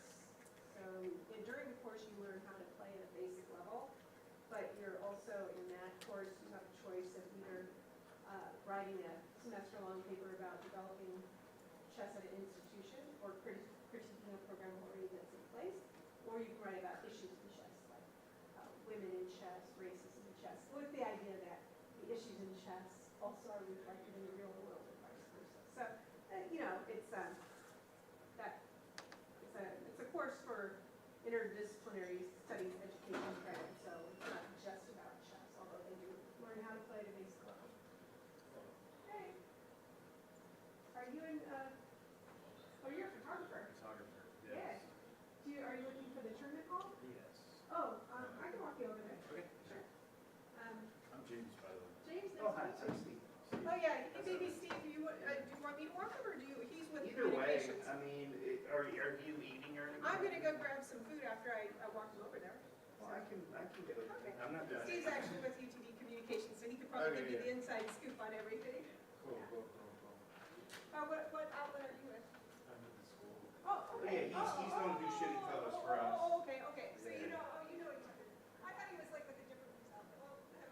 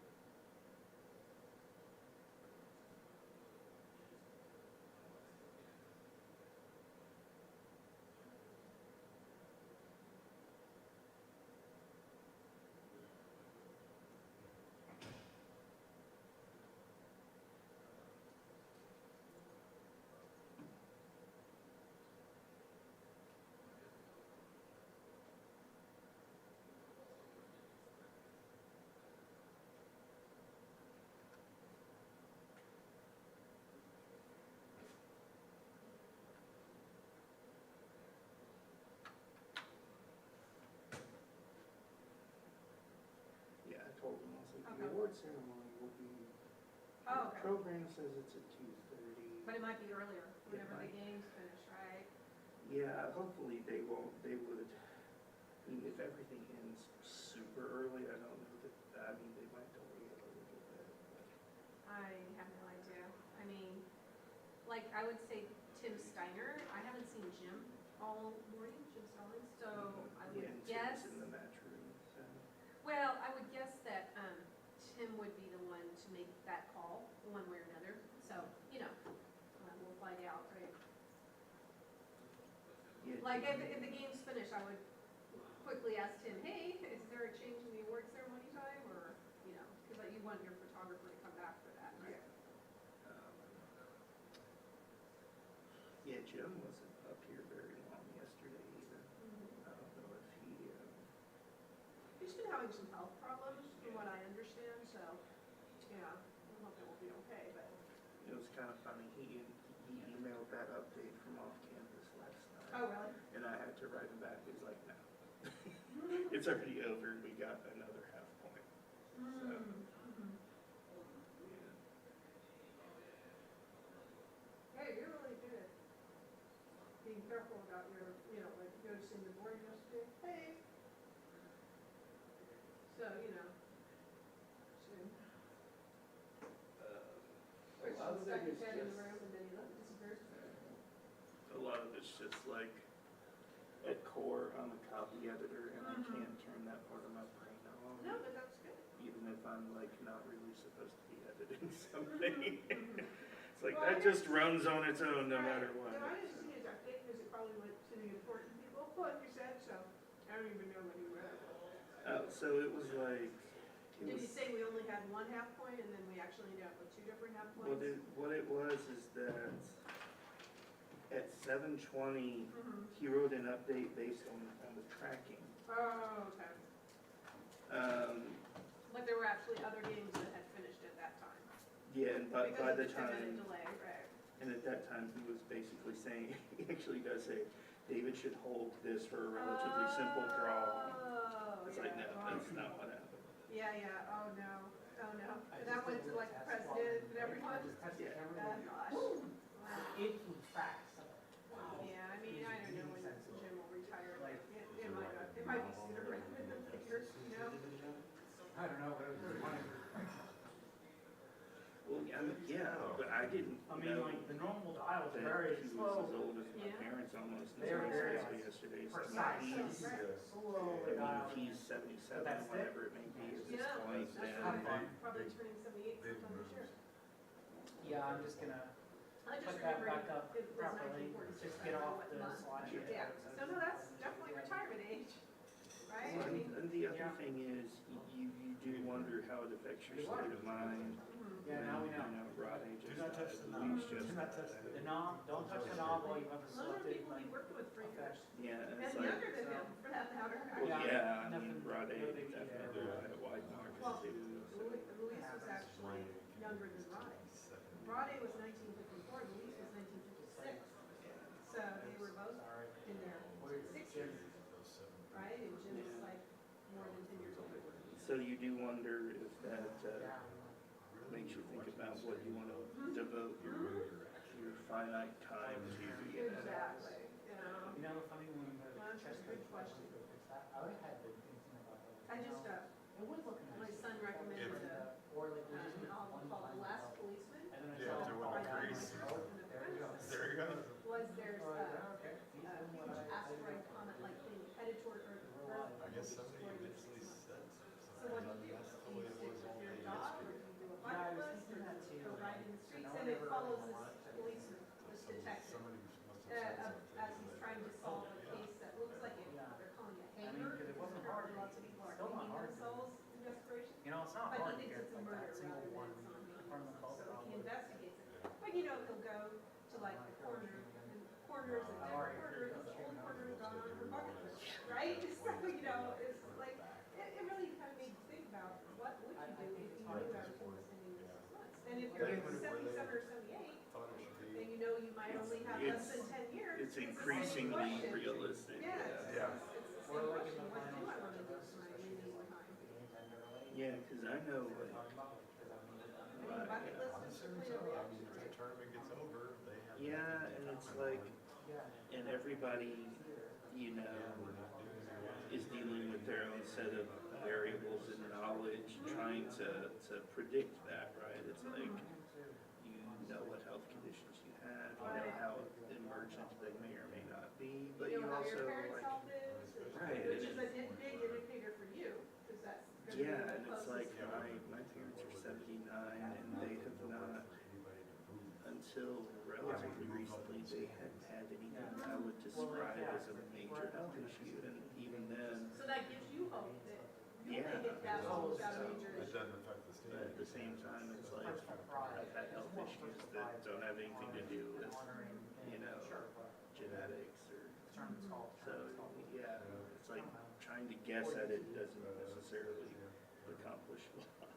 Yeah, and you know, the other thing about Jim's first, he's led this program, he was assistant in, or associate in 2004, so he's led it on his own since 2006, and you kind of wonder, what's new and fun and challenging for so much after so many years, since 2006, that's a long time, Yeah. you know. But then again, I've been teaching online classes for UTL since 2001, and I'm not there yet, so who am I to tell? Yeah, right? and I just, you know, I get the idea that Jim must just really enjoy the day in, day out work, you know.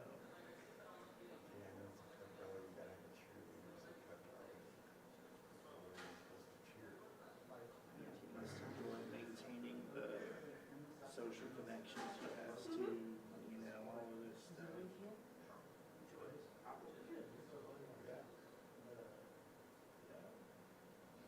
I mean, when Rade retired, his wife had dementia and then passed away in 2021. And he had one daughter had previously, but then he had a daughter who's married with grandchildren. So he wanted to spend time with his wife, he wanted to spend time with his grandchildren. You know, you want to join us? I'm just eating if you want. Okay. Sorry. So, yeah. Yeah, so he's an editor that has like a family that like maybe just maybe more of his family than like Rade. Like Rade had family things to do. Yeah, and, you know, taking care of someone who's degrading from dementia. No, he really felt like he needed to be home with her. I mean, it's not something anybody should have to see, you know. A lot of the, you know, most of the stories I do are BBS stories. Oh, right, yeah. So I learn a lot about stuff like that and how people are trying to characterize Alzheimer's better, see if there's any way to project it, see if there's any way at all to treat it, you know, or slow it down. Oh my goodness, yeah. It's, the only good thing about it is there's a lot of people working on it.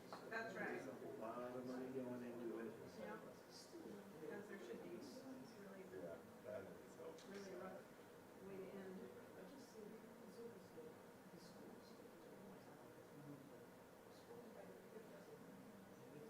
You got a soccer match you're watching there? Yeah. What's happening? I know about basketball right now. I didn't know something cool was happening for soccer. Well, it's just kind of down to the business end of the season in Oh, okay. England, and this is two of the top three teams are playing.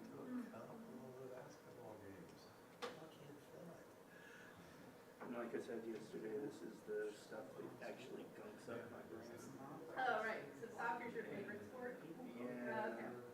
You know the Soccer one is sitting mine. next to you on soccer? I soccer, sure, Yeah, she's yeah. on soccer. I just know that because she's in my course and she posted it as part of her, you know, introduction. Plus the shirt said it, but I remember that was part of her introduction. I'm to the age where, like, sometime in my 30s, everybody that age just started looking like Yeah, you thought they were children high to school me. kids, right? Yeah, I was like, I don't know. Yeah, yeah. So, I'm glad they showed up. Like I said, I needed extra credit for my online students to come and stay for at least 20 minutes because I figured that was enough time for them Yeah, and if you're living on campus, it's not Well, too much. not too much gas. Well, and I gave him those credits for going to the pep rally too, so, you know. I actually thought it was less likely they'd come today because of Easter, but it's not thinking.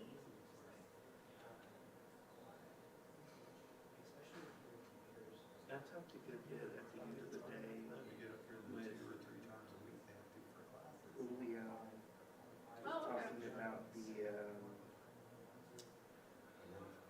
struggles of trying to recruit against, you know, Missouri and Western. The ones that have bigger budgets for it? Yeah, and Yeah. the ones with, you know, academic requirements that aren't as rigorous and, Right. you know, it's knowing that you're putting a player in a position here where they're going to have to be, you know, borderline maniacal about continuing to improve their chess, working towards their degree.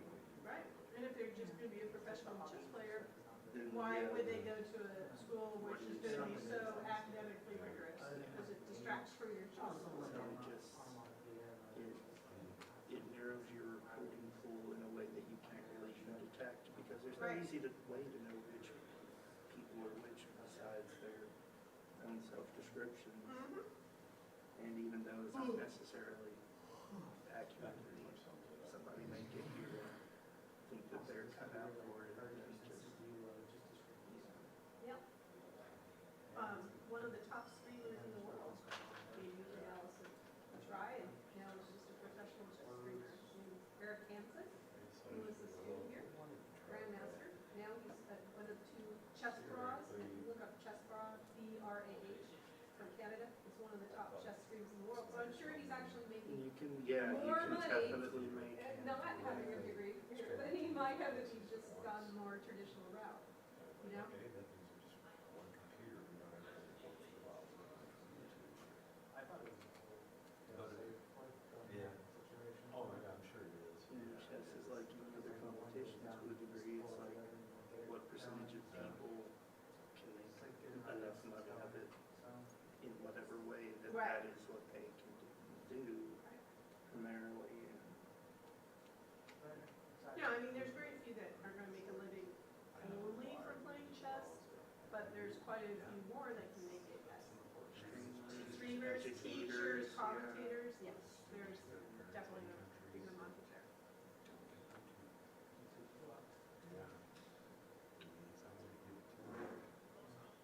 And if you have a chess title like grandmaster, that's essentially like having a PhD when you're looking for an academic job.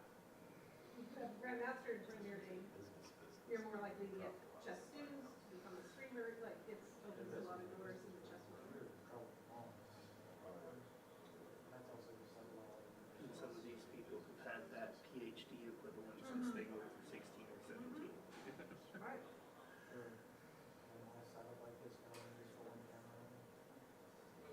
But it's not honestly that much good outside of the chess world. It's not Right, well, that yeah. transfer. So if you have a grandmaster title, then there's probably a pretty big temptation to maximize it in the chess world, you know?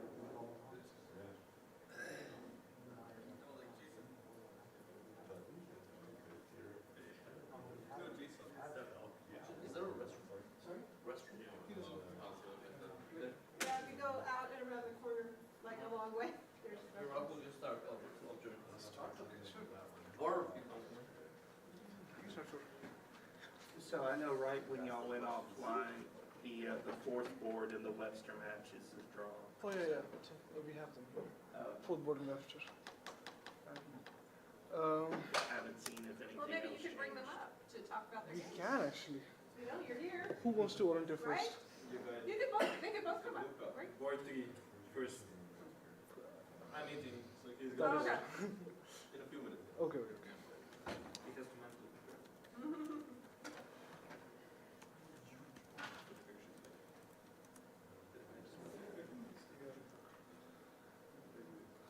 Let's see. Can we start or? Yeah, Okay. you're ready. Since we went, let's see some updates on board 1 and board 2. Board 1. Last time we saw knight c3 was not played yet. Bishop g5 was played. c3 was played now, as we expected. Knight f6, queen f3. Okay, let's see. So knight f6 to stop knight d5, of course, and plus queen f3 to attack f4. We were expecting d5 kind of move here from white mainly. I guess white doesn't want to simplify here. Queen f3 take, knight b5, queen e5. This position is really complex and both players are playing not so simple moves. They're giving the tension here. Let's say cd4, knight b5, the queen is attacked and queen doesn't have too many moves. Queen a5 is smart. Probably bishop b2 is not possible here. Rook d1, rook f2. So knight d4 is not possible also because of queen b6. b4 is a possibility probably, and then bishop b2 after that. But I feel like white is the one pushing here after bishop b4, queen a5, queen d8, bishop b2. If d4 is going to fall soon. Yeah, I think white is for sure pushing here. And let's go over the other games also quickly. So queen b4, last time we saw, I think we saw after queen b3, b5. Queen b4 was played after that, which is sensible because of if black does take, pawn takes, and this is just a very bad position for black. A file is opened, bishop b3 and king d2, bishop d3, and rook's on the a file and black will suffer, so black did not take and play queen d8. Take, and bishop d3, which had to happen at some point. I think already since last 2-3 moves white has been delaying that, so white did go forward with it. a5, queen c5. I think I just saw the game in person and I saw that queen d6 happened and queen g3 also happened. Yeah, this is the game. I think this is the position on the board right now. It is very surprising what's happening, and I want to say white is doing well here. I want to believe that white is doing well because black's position I think is weird. Just rook c1 probably soon, castle, and even e4 break at some point looks good. I'm not a big believer in this b5 and a5 black pushing. I want to say white is slightly better here, or like white has an edge. But black does have his dynamic ideas with probably knight d7, knight f6, maybe knight c4 at some point. But yeah, I don't think black is doing too. White is doing too bad here. I think white is a favorite here. Okay, and then you wanted to invite up one Yeah, of the yeah. players, right? You want to come or you want? Well, Oh. we'll have a player Yeah, first. yeah, of course. Yeah. Yeah. You want to come? And this is for number, Board 3. This is board 3. because you're about to go over it anyway. Yeah. Okay. So this mouse works. My mic is here. Oh, great. Simple. So okay, this is the one that's going to be on the screen. This PC. You want to go over your game?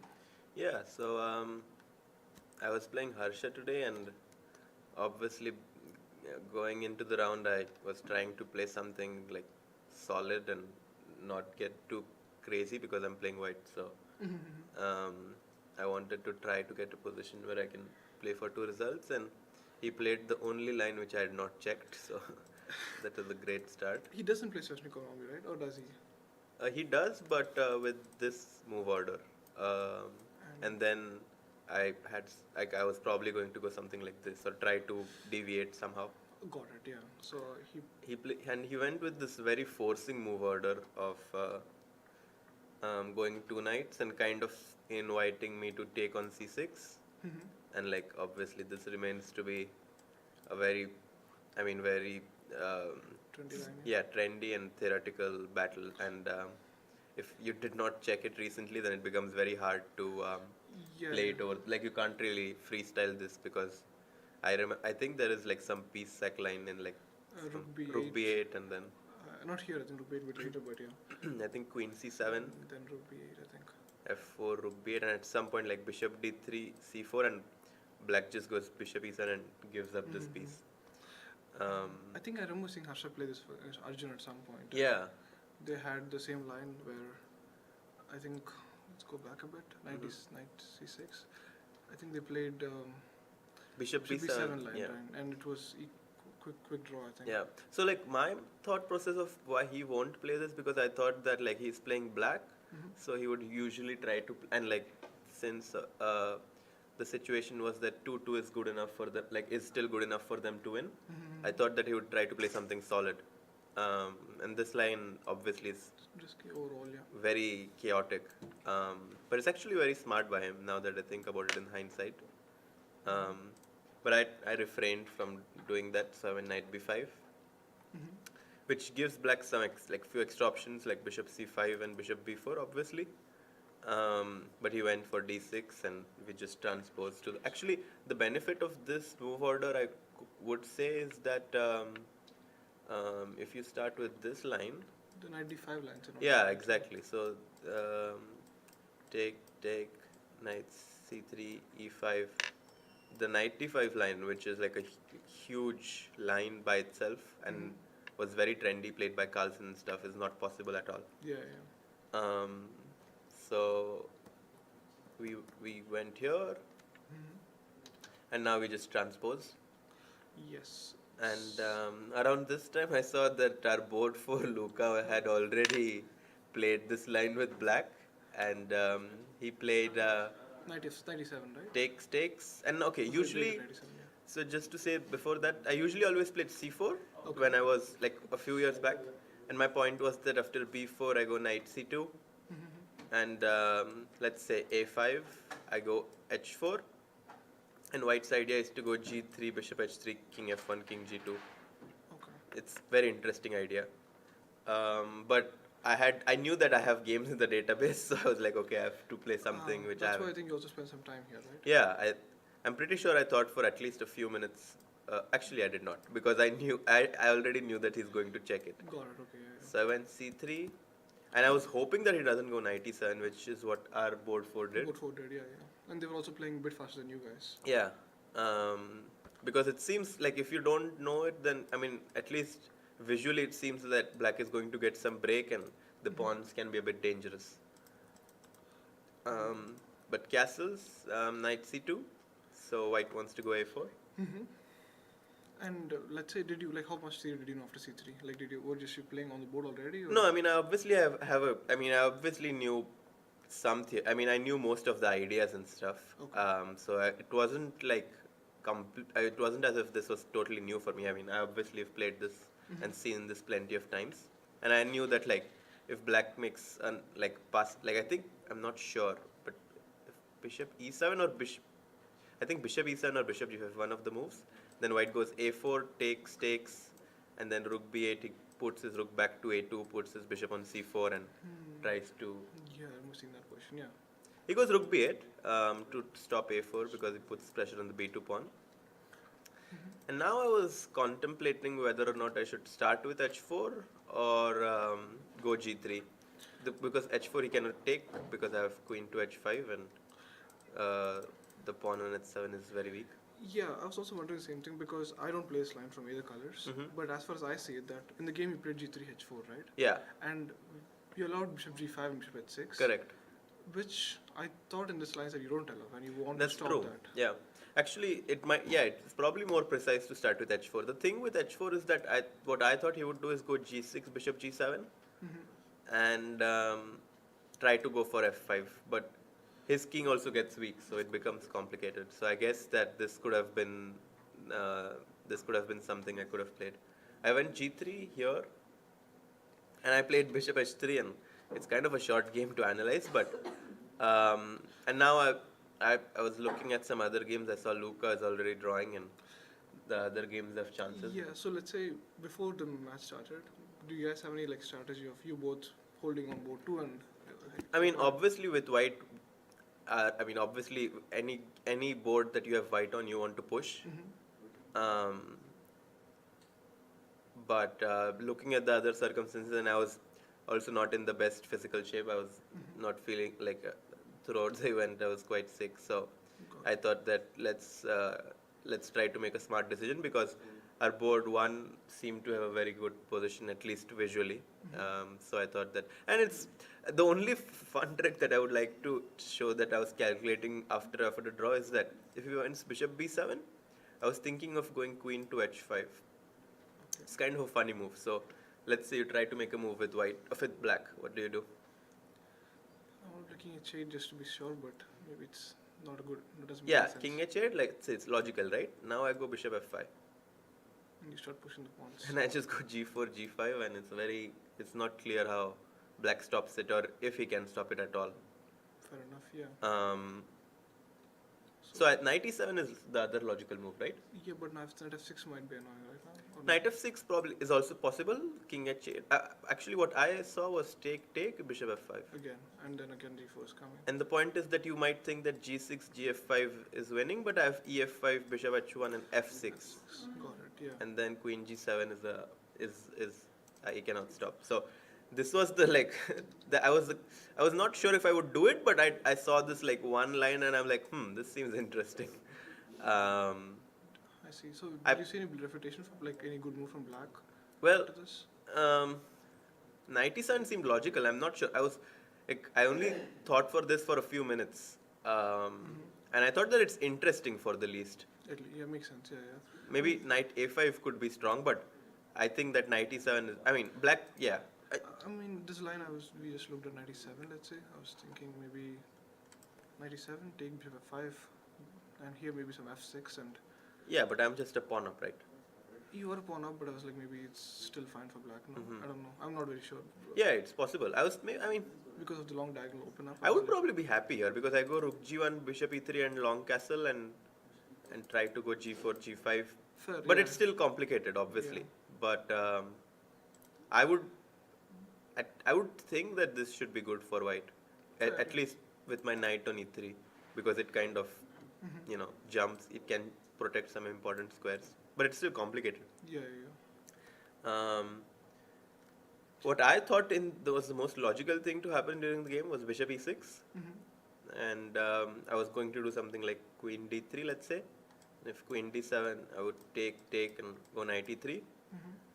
And you cannot make a pass move, which you would probably like rook d8, like try to go d5 because I want knight g4. So you have to do some rook So- f3 or something over here. Rook f3, I might still have queen e2 actually. And then rook f8. And rook f8, I go knight knight g4. And this already might be some small trouble because I want to take and Yeah, yeah, yeah. just short castle next. So I thought that he would have to take, and this would probably be close to equal, Got it. like rook d8 and d5. But yeah, I mean, short game basically because I offered a draw, so we don't know what could have happened. This is all could have, should have, would have, but Yeah, also I'm surprised that, like, let's say, because for you it makes sense to offer a draw, take the draw, because you see that your board one does have a good position. But I feel like Harsha should have played on probably, right? Because well, the thing is, it's not easy to play on with black. I mean, at this position, white is usually so solid that even in the best case, like even if you go bishop b7, I don't go queen h5, I go queen d3.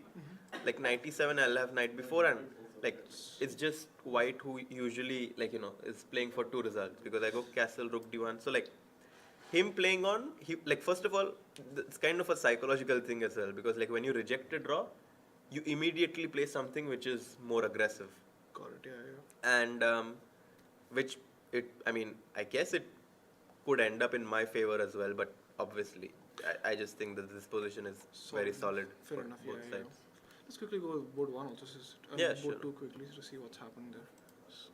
You want to go board two first? Yeah. Yeah.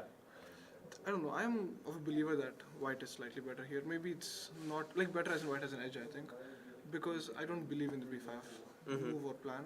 It could be not a bad plan when it happened, but I just believe that let's say b5. I've like this structure. I feel like at some point white can play e4 whenever he wants. I actually did not. I mean, okay, I don't know. I mean, of course, if it's right or wrong, but I kind of like wanted white. I mean, with white, I would be a bit hesitant to take this bishop because, in my mind, I would, in the like very long run, want to play good bishop versus bad bishop. And like usually, I would think that like knights in close positions are better. Well, obviously, it could have some.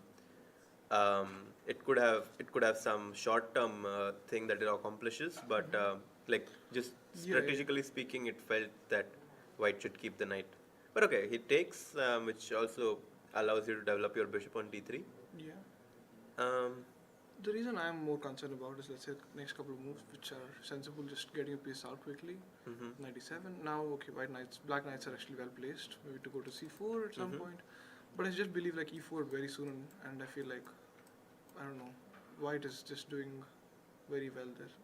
Yeah, it seems like it. I think it's slightly more complicated because if you go e4, black might just completely shift the gears with taking and castling short, and then And then d4 is maybe. d4 is weak, and this idea of knight g5, queen h4 should be countered with knight. It can be easily like stopped with knight f6, and the d4 pawn remains to be slightly weak. I would probably be slightly more afraid of plans like h4, h5.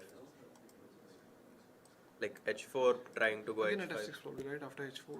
But you just went knight d7 back, so... No, knight d7, we did go back, but that was... okay, it was the other knight. Yeah, Oh, that's funny. Because it seems like... Black is dancing with the knights now. Yeah. I don't know, I mean, the question's I balanced. guess castling was just played. Was it? I think it is played just now. So he just played castling, and Which is fair. I guess now we kind of transpose into like if black castles, we transpose into some sort of like QG. I mean, it's a QGD position. Yeah, first, and for some reason white's queen is on g3, which is a little funky because usually the white's queen is on c2. Yeah.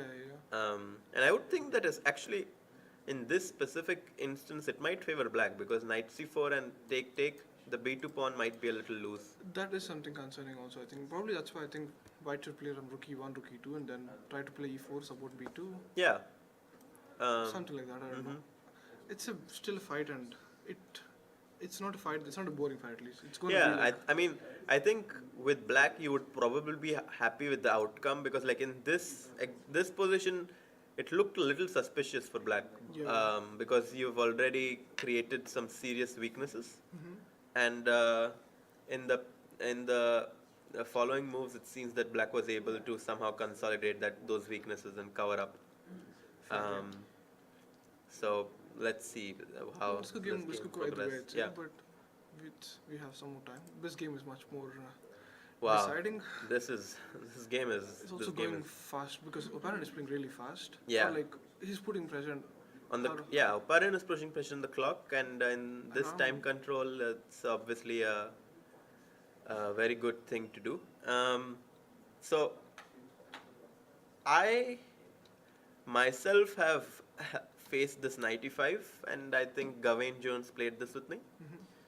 The thing about this move is that it's not very dangerous, but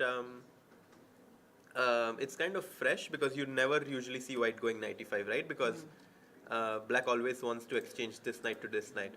But actually what white wants is to place his knight on d3, which is kind of a very new idea, and it seems that Grigory was able to play some of his prep that he had. Yeah, because also he was playing really fast. Yeah, like even until now, like even a few moves later, it seemed like up until now, it seems like where black has used one of his clock, Grigory is still kind of familiar with the position. And white is also, I think, like it's complicated, of course, but also Yeah. I'd say white is the one more safer here. Yeah. Like he's not risking too much, while black's piece are misplaced a True. bit. And regardless of what the outcome is of the game, I think that this is probably what Grigory wanted to get as white, because nowadays there are a lot of solid lines that black can play, Yeah. and to get a position out of the opening against a very strong and well-prepared player like Hakobiam is not easy. Fair, yeah. So I think that at least in terms of that, it was a success. And there's exchange sacrifice. yeah, and I guess black thought that he kind of is in the need to sacrifice an exchange to get some of his pieces out, because if you just, I guess, continue with the move like rook e8, I think just you can even, bishop b4, you can start with that. Even and then knight d6, actually this looks pretty dangerous. Yeah. So I guess a6 is, but this very interesting idea that black found of going queen a5 and a6. Yeah, also I think, as you go forward, you could see that in the game. They have this position. Probably now black will take on d2 because queen a5. Actually, I'm not sure if taking on d2 is that good because Get queen e3 quickly, right? So that's why I'm trying to bet on that. because let's say I would go let's say rook f2, Ah, and the now if you go queen e3, I don't have to take on e3 yet, and Then I take can on rook actually e1. go rook e1, and if you don't get your pawns on e3 and d4 or some, like if you don't get some sort of a blockade, then white should be able to cash in his extra exchange. And if queen c3, there is rook c1, of course, yeah, that's not probable. which is also nice to have, because if not rook c1, then black could go bishop g4 and Yeah. the knight. The queen is actually almost trapped, but okay, not quite. Also, queen a5 to going back doesn't make too much sense. So probably queen e3 will happen. Let's say if rook f2 happens. I don't think he would. I don't know. I mean, taking. I was slightly more tempted by trying to make a move like bishop g4 or some active move, because I think if you take a pawn and give white some tempos, he might be able to. Yeah. But it's hard to say, obviously. I think right now it's like the next 2-3 moves Are very crucial. Yeah. very crucial, and they would decide also because he has less time. That's true. That's you're completely right. Maybe some knight g6, knight h4, and something like this, trying to get all the knights in the game. But I guess knight c8. I mean, Yeah. there's some concrete stuff But that. I'd say white is very comfortable right now. It's like white is favored to win this game, I think. Well, one thing that I know for sure is working is the clock, and in a complicated position, it's very important to be able to have this opportunity to stop and think, because I mean, many people don't like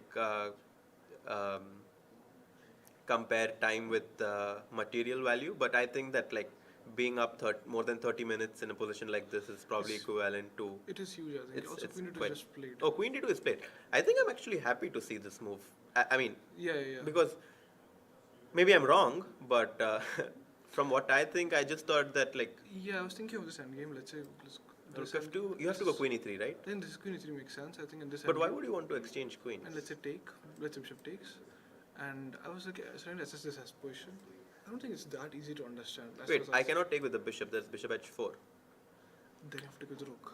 How does a guy get so far back in time so early in the game? I think he just didn't know the So, opening too much. Yeah. And he just. The was- thing is, like, in a complicated position, when your opponent plays fast, you kind of want to make moves which you hope your opponent don't know. And in trying to doing that, you kind of spend some time. You're diverging from the opening. Yeah, You're static diverging opening. from the opening. So So that basically, guy should- So you- he knows the other guy doesn't know the opening. exactly, yeah. So it's like it's so you try in openings nowadays. What both players try to do is like play some things which your opponent. I mean, even if they don't, they have not checked it today or yesterday or recently, which makes them harder for them to recollect the ideas. And you have checked those ideas today, then you're able to play them faster and more confidently than your opponent. So I'm interested to see if this guy will make it back this time. Yeah, let's see. I mean, I don't know, the last position, let's say queen f3, we were discussing. Rook f3 is 4. Yeah, so I guess rook f3 has to be taken. So is a knight g6 maybe? Because knight e6, I see bishop h3 is. Yeah, knight e6 would run into bishop h3. So knight g6. And you don't. The thing is, I'm more concerned about f4 pawn is there and you cannot take that. d4 also is kind of safe for now. Mhm. Black gets rook d8, b6, a5 somehow. It's, I don't know, it's still a mess, I think. It's a big mess because white, pawns wise speaking, I think black is. Mm-hmm. Yeah, it's true. No, I guess you're right, because obviously I would have loved to take with the bishop, but then bishop h4 is Yeah. kind of So in that case, probably ruining black the will party. White also might have to find some other moves in that case. Rook f2. Yeah, I guess rook e1 is not necessary too in that Yeah. in that case. Does queen b7 exist? It is scary, but I guess it does exist, right? It is a move, but maybe rook e8 just, and then rook e1 is not possible. So, also, yeah, probably rook e8 an idea. Yeah, is queen b7, rook e8 does look pretty scary, because now you want knight Knight g4, g4, bishop and h4, d3 is also attacked. d3 is attacked, and all sort of jumps. So I guess this is not what white wants. In that case, I guess it's not. I guess. I mean, white is What still the if you favorite. I think. start with? No. White is still the favorite, I'd say, to win this position, but it's not easy yet. But What I'd say- about this rook e1? Mhm. So how many? What's the pawn count? oh, black has 3 pawns. That's a lot. Because I was thinking to do, take. And I didn't look at the pawn count, but I was thinking of something like this. But white is down too many pawns. Yeah. But I'd say still you guys are the favorite right now, and it's not bad. I'd say, like, because you want to win the match. Draw is not good. Yeah. Draw is like equal to losing almost. So Yeah. you need to win the match, and you have, like, let's say 1.5 favorite-ish right now. Like, let's say Antipo makes a draw and Apparent wins. Yeah. Hopefully. So I think not bad. I'd say. Yeah. Let's see what happens. Yeah. Okay. Yeah. I'll take a leave, but Probably, yeah. thanks for having me, and Thank- I'll let the other guy come in. Thank you. Yeah.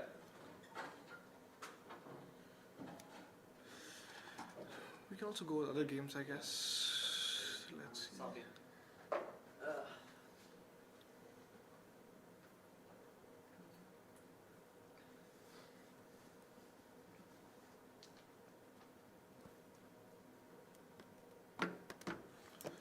Welcome back. Hello.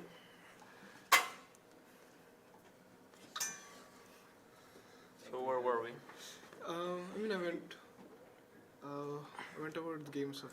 I don't know if you were following, but I was going over these games with Yeah. Rashid. Mhm. I want to go over this match also, UTRGV and UTD, because we haven't looked Yeah. at this some time. Mhm. When we were in the break, a lot of stuff has happened because last time when we checked, I think we were somewhere here.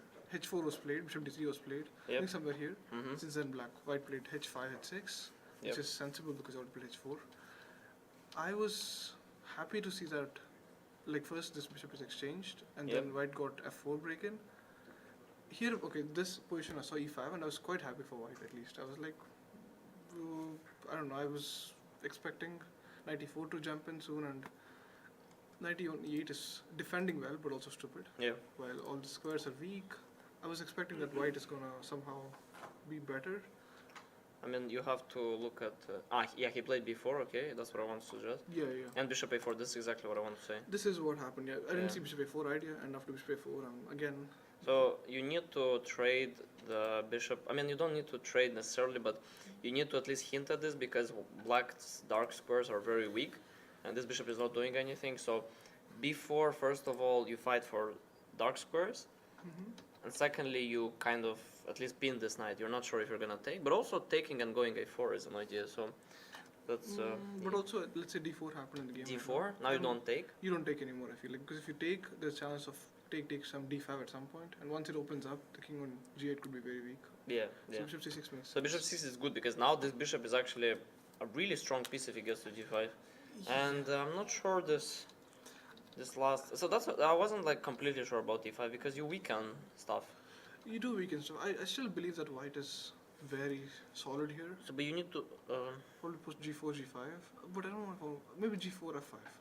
So g4. Yeah, g4 f5 was my idea, but g4 this. And then, okay, either knight e2 or rook e1. Probably no, rook e1 So is... rook e1, Yeah, rook e1 probably. can I take? Oh, you won't go to the endgame.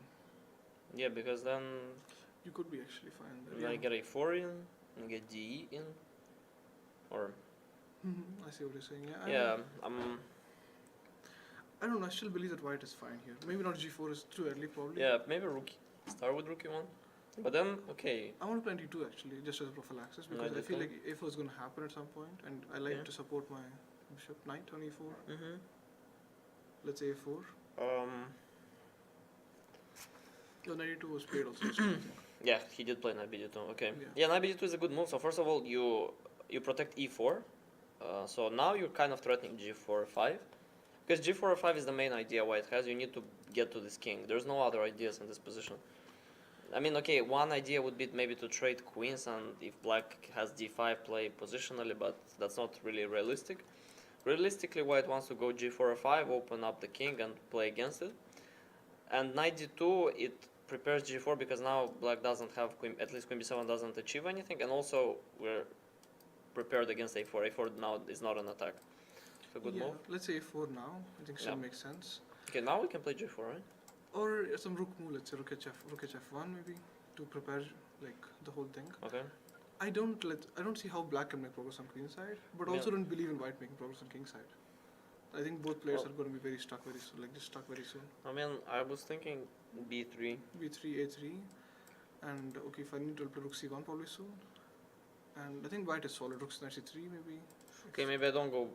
I think b3 is better than a3, but not immediately. Maybe.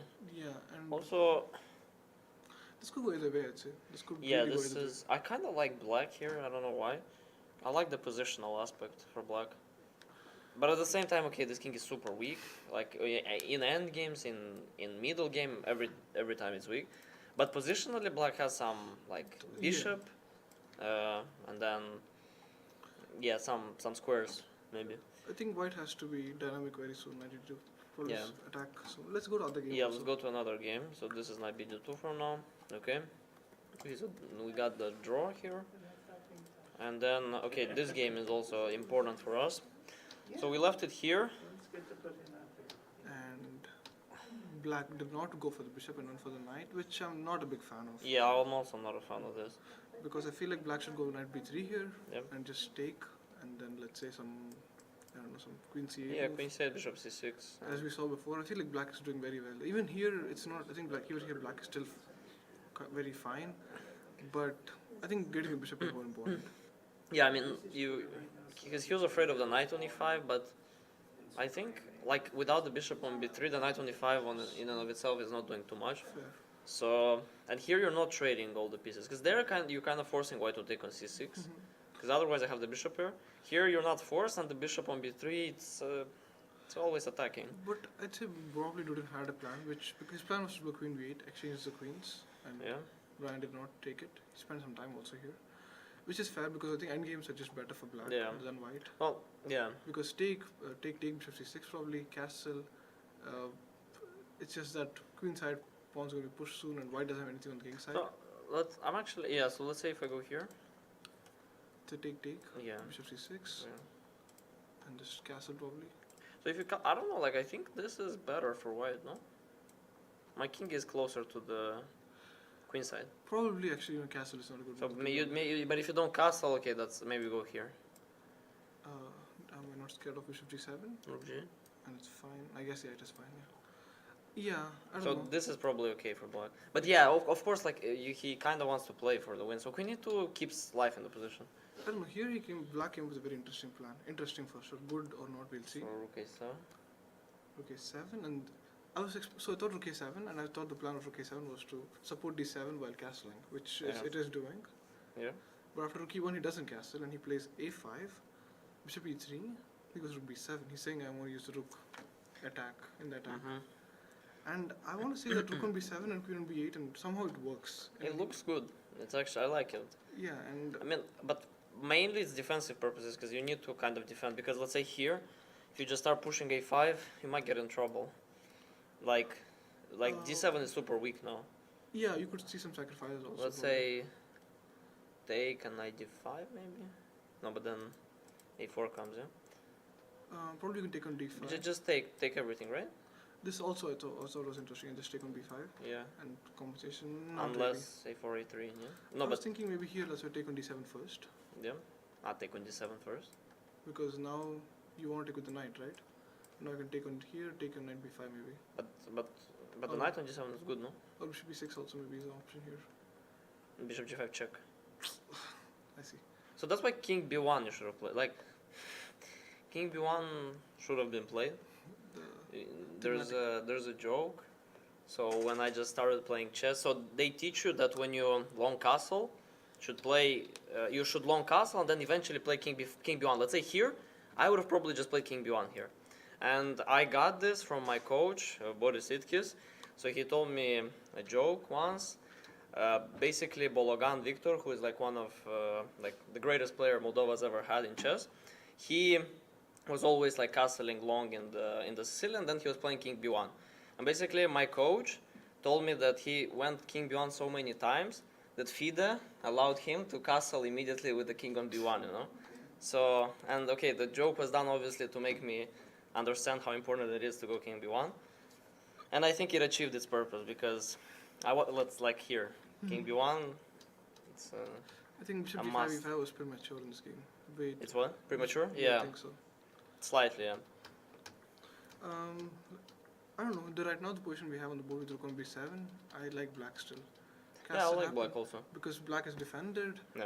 B4, A4 is coming, and I don't really know how to defend the pawns. Probably A3 is a move here, right, to start with. But A3, A4, bishop A2, B4, Yeah, no, that's not good. I mean, we need to. Let's see. and Can we do this? No, because he's gonna have bishop g5 check, right? yes, that is happening. I mean, we can do this though. Bishop D5, yeah, that's what I was just thinking. But I mean, it's still this is No, at not least- good. I mean, bishop Okay. D3 or knight D3 here. And Yeah, this is fine actually, because we got rid of this bishop. Yeah, Yeah. actually, bishop d5 might be the best move maybe, because this bishop. So Dudin actually achieved what he wanted. He didn't trade this bishop, and now he's using this bishop as a hook for the attack. But bishop d5, the point is obviously ed, queen e7, but here maybe. bishop G4 is one of them at least. It's important. Also, there's bishop But- E6 it seems, Bishop e6. because queen doesn't have moves. Yeah, Queen C5, rook C8, queen A3, B4. yeah, this looks pretty bad. I mean, Brian is in small trouble, let's say. But also time is, both of them are like yeah, go to time to trouble. this was pretty nice. I don't know what it does to be honest, because you actually It protects the 7 D7. file, and also it does, and you get the rook on the b file, because I mean queen b7 rook b8 looks weird, but rook a7 rook b7 looks amazing. yeah. So okay, Brian played bishop b5, but this doesn't change too much, I guess, after queen. C8 maybe. I wanted to. I like A8 also, but I feel like C8 is more safer for now. Yeah, it's safer because here I probably take and go. Something feels hanging. It feels. I mean, it feels like this is like bishop is gonna come to d5 at some point, but I don't know how. Also, queen E8 allows 94, 96 ideas. Take 94. Yeah, so, okay, good move. Good move by Brian. At least it puts problems. And queen a, okay, queen a7 I play. And queen a6 if you go bishop. I mean, But then, before again. but then I go a4, right? Yeah, yeah. Okay.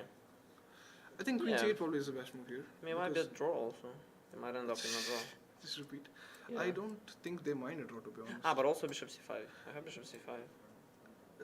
I mean, now take 94, take, right? yeah. No, I'd say right now, when you look at it, this black is slightly better, let's say, in this game. But it's playable, like anything can happen It still. is. And let's go to the last game quickly. Carolus. After we saw bishop g3 was played, so here I saw rook e3 95, and I thought, okay, white is doing something. Yeah. Getting rook e1 maybe. Yeah. Bishop d7 I thought was not so smart, but Carolus pushed c5 quickly, and now everything falls in place, Oh, okay. and now it's just dead equal again. Yeah. I mean, it is, yeah. I mean, it is, white will play on some time, but I think black is very solid here. I think Yeah, black is- and you can just put the knight on b6. I think I'll probably go or- knight c5, knight c4. Or, yeah, 90. I mean, but 95, 94 I'm gonna take. Yeah, and I'll probably take the pawn and just hold on. If you take with, I actually don't like the structure. Fair, yeah. I think pawn is better here. But okay, no, I mean, this is equal. Bishop is not good. We have 95, rook d8 just to hold. 96, 95, knight rook d8, 96, and nothing much. Yeah, that or... Yeah, I mean, basically, I mean, it depends also on what white does. You played queen d4. Queen b4 you played? He played queen before. No tactics? No tactics. Really? I mean, you Yeah. can try something like Yeah, I was this, expecting some- but... I mean, no, I don't think it works. Yeah, I was expecting. Oh yeah, I was thinking of taking bishop b5 actually. And then what do I do? That's I mean, why, at least, yeah, okay. that's why I was expecting to take on d2. Oh, then you have knight f6. Oh wait. Yeah, so I have to take, Okay, take. here. We have knight f6 I at mean, least to start with, but that's, Well, that's a mixed bag. that I'm not sure about that, because the rook gets to a8. Because you could also play rook e7. Let's say here. Oh, yeah. Yeah, just, no, rook d8. I mean, pick your move. Yeah. Rook Both d8 are- because you want to trade the For rooks. sure, yeah, and then rook d7 and go to the endgame. Yeah, That should be a draw for sure. you have to take. It is playable a bit. I No, think. this is, I think it's nothing, right? It is nothing for white, and yeah, it 'Cause- should be equal. Yeah, I think black king's also come very soon. Come very soon. Also, apparently in this kind of positions, the best square, you know the best square for the knight? D4, no. I mean, usually, if you can get to d4 and have but you can't really, right? Because you have a king here, you're gonna get checked. Fair enough. So Okay. there's a better square. Like it's usually, it's a rule. D6. D6, yeah. Yeah, So yeah. whenever you have knight against bishop, I think I said this rule like to so many people already. I told this rule. I just think it's brilliant. Basically, when you have a knight against a bishop, and okay, you can have more pieces and stuff like that. Usually, the best place for the knight is on the one of the central files, on the on the third rank, so or the sixth rank for black, on the color opposite of the bishop. So in this case, it's the d file here. Oh, I've seen that also multiple Yeah. times. Yeah, makes sense. It's Ramesh's rule. It's not mine. Because also I've seen white knight be on e3, d3 Yeah. sometimes, so yeah, makes It's sense. really good there. Yeah. So okay. So I guess 95 might actually happen because I don't think Yeah. white wants to play on, like white can play Okay, on. he with- played b3. I guess he really wants to play on. He wants to play on, yeah. I mean, I think they wanna win on this board, but I But- don't know how objective it is now. Because I feel like right now they're doing well on all boards except for Brodsky, but even there they're doing pretty okay.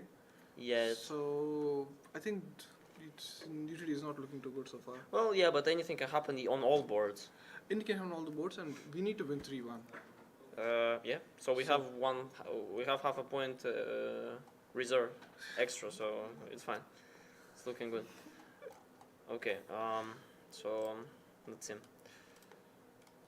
Okay, We let's- get back to the. I mean, this is super Let's go interesting. back here. Okay, so he did play rookie one. We were discussing this and we didn't see Rookie 1. I mean, rookie one looks more natural, no? It is, but yeah, I think Harshit and we were discussing Rookie F2 because it is forcing. Yeah, but then you have that problem with bishop h4. Which we were, yeah, kind of. So rookie one. So actually, Balaji suggested knight c8 first, Take and then take. and then rookie one, just to avoid. But I'm not sure if this is this you take, right? Yeah, I think you take and. You just take. So here, yeah. So I guess so he did play rookie one, I don't know. I feel like it's knight g6. knight g6. I mean, It is probably a move here. I was but you thinking need to be careful with the last rank. So let's say a move like Rookie 2 maybe. yeah, you start with rookie two. We should also be careful with Nothing works. bishop g4. Your queen, Take. queen has to go back to a5 No. now. Queen has to go back to a5, and now I would think. But I'm actually not sure. I like the queen on d2. I mean, for me, I think it's like let's say I wanted to use the last rank somehow. I see. But I was thinking of playing Rookie 2 and Queen a5, Rookie 1, doubling up the rooks so that But then you get bishop g4 there's Queen Ah. b7 still. So and I take on b7, c8. So next move, let's say Queen c7 or Queen d8. Let's say take on c8, Queen b7. That was like how about this? I feel there should be like some Rookie 8 here. Take Rookie 8. bishop e6. I mean, because now your rooks are kind of you have bishop f3 though. Yeah. But I don't know. Like, do you like this? Because it feels kind of shaky for a while. It's there's so much to calculate. There's Rookie 5 maybe here also. Rookie 5 take. Sorry, queen. After rookie 2? Queen c3. Queen c3. I feel Queen c3 if white wants to really kick out, I can play Rook c1 or Rook e1 anyway, right? Yeah, you can. So that's one thing. But I mean, but I feel like here white might have something. More also because I feel like 94 is 94 or something like that. Yeah. I mean, I wanted to play. Honestly, I wanted to play 94 here, okay. but yeah, I think this is good. Take. Take, and now I have to take with the queen. Damn. In the game something else is played altogether. Yeah, You see that move? that's actually. It's actually not a stupid move. I'm not a big fan, let's say. Because it doesn't do anything. But okay, basically here after knight g6 we go. Let's say, even here 94 take. You have to take because otherwise it's. But I think knight g6 is a good move overall. I think here. Yeah. No, but you have weaknesses, right? Now bishop e6 probably, and But this is bad, I think. No? it's not easy. I feel You like. have bishop h3. Oh yeah, I don't. So you have to take on b7. This also. Like, I feel like this is not doing anything. This is not doing anything. King is weak. So that's why he played h5 because last rank also. Back rank is problems. So But I'm not a big fan of h5 for some reason. It just doesn't do anything. I think it doesn't have any plan threat. Now like. yeah, it's.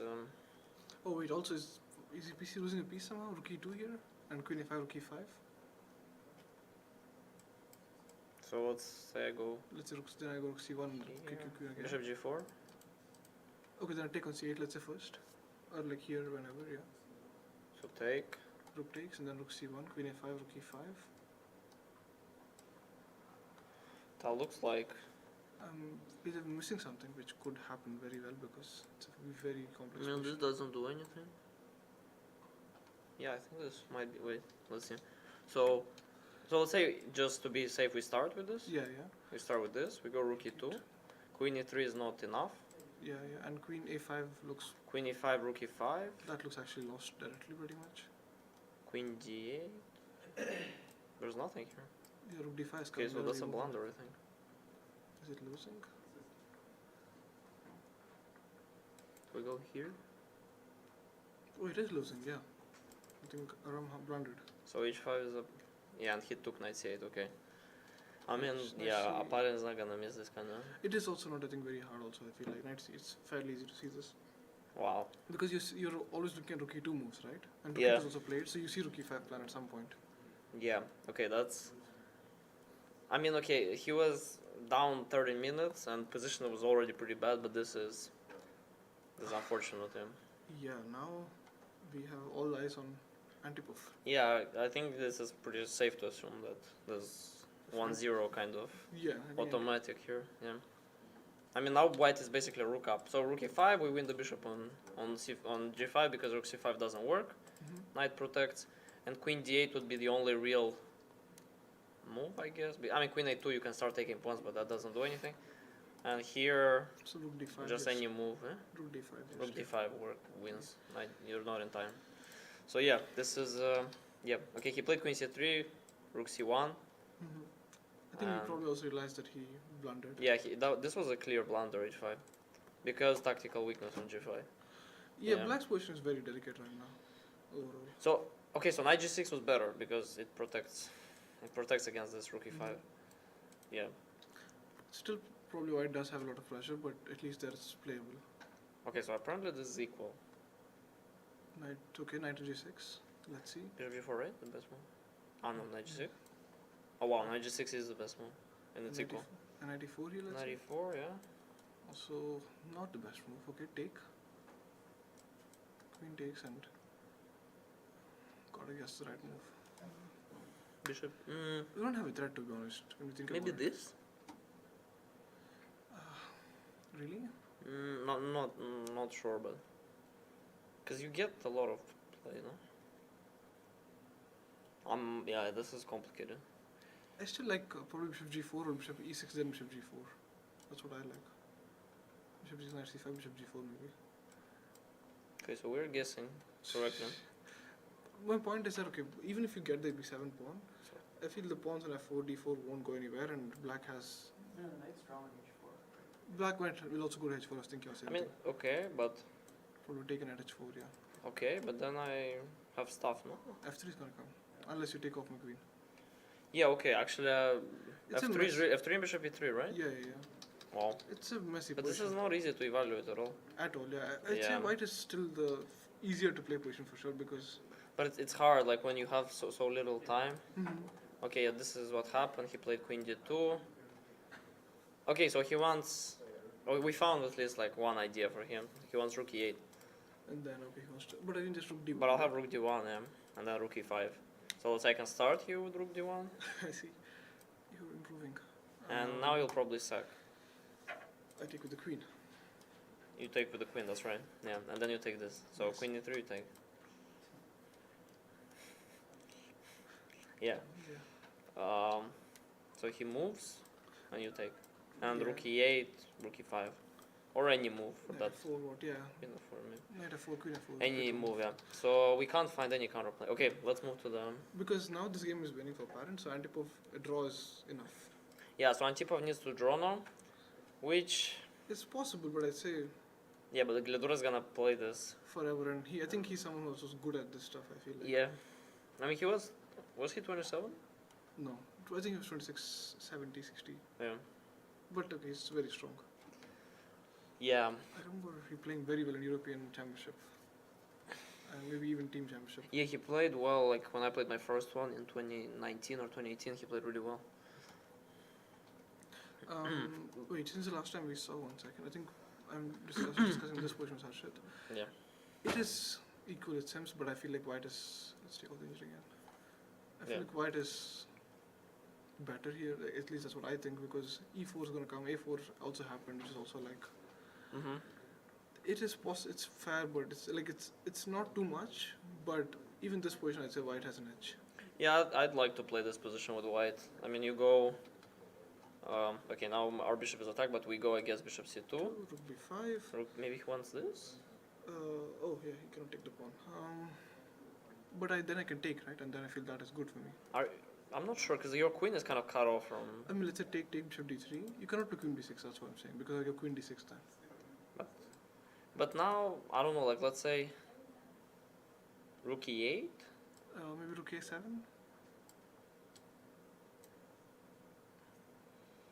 Also, probably I can play rook a7 before. Also, by the way. Maybe not bishop d3 is not most useful. So I don't. For some reason I felt like rook b4 might be good. But okay, let's say we go rook b5. Okay, so but if you go rook b5, How does white make progress here? you go h3 first. That's a rook e8, knight e4. I feel like black should be able to hold this though. I mean, although I want to say that white does have a chance, but black is very solid. Rook e8. Probably queen I'll go b6 here. also. Queen- Queen b6 is actually smart. c5, I'm not a big fan. I feel like it's just better to hold the pawn structure right now. Yeah. Because the moment you play c5, you're again weakening d5. More targets to work with. Like, Yeah. You just, I think, play queen b6, rook b8 and be like, what now, kind of. Yeah, well, because I guess the thing is like, is it a draw if you somehow liquidated two pawns rather than one pawn and it's a 4 versus 3? 4 versus 3 is not a draw, I think. 4 Yeah. versus 3 is With bishop probably, with f7, bishop is strong. If there are rooks on the board, it is probably actually just lost already. The Yeah. only endgame 4 versus 3 here is a draw is rooks, just rooks. But they're also even not that I don't know. easy. It's not very easy. You have double pawns on g file, which is Yeah, and we saw a game also basically. yesterday. I think it's even better. Let's say if you get white has e3 to h3, right? E3 f2 g2 h3. We have one pair of rooks. I think for black it would be better if he had this pawn on f6 and this pawn on h7. I think that's a better structure to hold this. Because this, I don't know, this feels like it's immobile, like it's not moving anywhere. Go g4. Well, I guess like with the bishop on, right? With bishop on, it's really hard. Really It's hard, yeah. really bad. Just rooks then, how do you... But I feel like yeah, black can just hold off just this position for now. I'm gonna improve slowly. Like I'm gonna go h4, fix your g6, g7. Then I go g4, king g2, king g3, f3, e4, king f4. You mean now? No, we were just talking about this. Endgame, It right? might be a draw, like I don't know, but I feel like it's unpleasant to hold. But I feel this position black can just wait with rook e8, rook e7. Yeah. He will go. Rook e8, rook e7, rook b7 probably is good. So it's white to move here, Oh, it is right. and I think he'll play. h3, let's say. Or let me see. Maybe he'll play.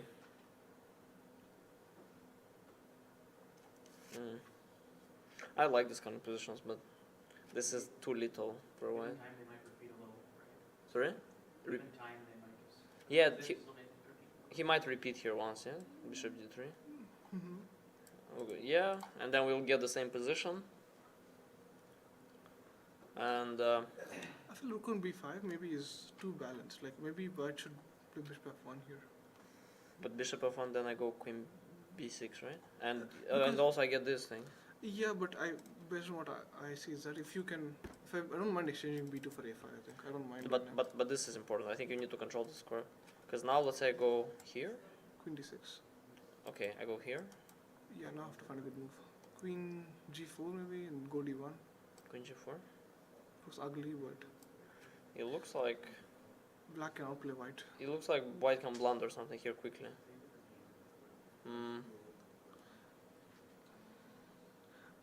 I don't know. I mean, yeah, black I think has more than enough counterplay to just hold this position. Yeah, this has to be okay for black. Yeah, at least okay. Okay. So looks yeah, we'll like see. Farron is gonna get the win for the team and gonna carry into the championship. Yeah, this is what happened. Okay, it's just a rook up at this point. And the pawn's gonna fall b7, Yeah, b4. All the pawns fall. So f4. yeah, so black actually has how many pawns? He has four. five. Five actually. 5 pawns, It's but equal. if they were slightly more coordinated, like these two were both on the G file, that would be good. But White can take 4 pawns right now. Only 3 are okay. 2 are good. But yeah. Yeah, white should win this easily. actually, no. So White's winning, which is from Missouri. Missouri. Yeah. Board 1, and then what was your final opinion on board 2? Let's see equal. It's equal probably. Okay, so this could be the Championship. match for Missouri, and then Yeah. they would win in points? They would win in Points by a half. By a half, yeah. Okay, if we have a draw on board. Yes, two, yes, yes. okay. Yeah, Glador is gonna have to find a way to Get the win. Yeah, pull he's something aggressive. gonna play a lot, yeah. So okay, Oh, wait, we should go to Brodsky's game. Brodsky's game, yes. Big changes have happened there. Okay, I mean, so knight d2 a4, g4, as predicted. Rook ac8. So and he played g5. so I was thinking of g5 also. I think g5 does have some merit because now you want to go to any endgame and you're better almost. Well, but you don't have the c file. You don't. How do you You- get into the endgame? Just rook c1 and just take off pieces one after the other, I thought. And let's say, I really don't like g5 actually, but let's say okay. So what did he play? He took d. D. I'm not. Maybe I don't understand this, but let's say if I go here. Let's just say go here? Rook f1 maybe for now. Let's say rook f1 just to Rook see what's F1. happening. I mean now I'm. I'm trying to see also if I can squeeze in some f5 at some point. Oh, also, wait, I can take on d6. Maybe. But that's not good, no? Take with the pawn. Yeah, yeah. You cannot take back, Okay, right? I Knight can't f6 take. and queen e5 is But gone. okay, I can move, right? I can just move, You could move and And- it, like here. then I have knight c5 maybe and queen. No, I take on c5. And this one. Okay, then I will, let's say go rook e1 here. Take. Again knight e5, knight f6, queen e5. Ah, queen knight f6, queen e5. Okay, wait. But okay, but this? How bad is this? Because I like black positionally so much here. I agree, but I feel But okay, like here I get this. yes, take on Yeah. d6, so rook c or e1, rook queen e5. Also queen e5 is gonna come. Just this. So basically, the king is very weak, and if black had h5 and white had h4, even then it's just a free exchange here. So yeah, actually g5 is g5. Wow. So David let's give it the- finding the. Before h5 frozen, knight gets to f5, right? Yeah, but still, even Yeah. there, if I manage to get the exchange and I have all these dark squares, somehow dark squares are much more important than light squares in this position. And once, let's say now black is taken, I feel like white now has good position. Yeah, It's unless he blunders something, because now black has to play on the queen side. and now Other- queen f2, knight f6 might happen. Queen f2, rook f1. Yeah, so okay, so this doesn't work because I take. You could also take, yes. Yeah, and this. Well, this is good, and d4 is protected, and knight doesn't move from e8 basically.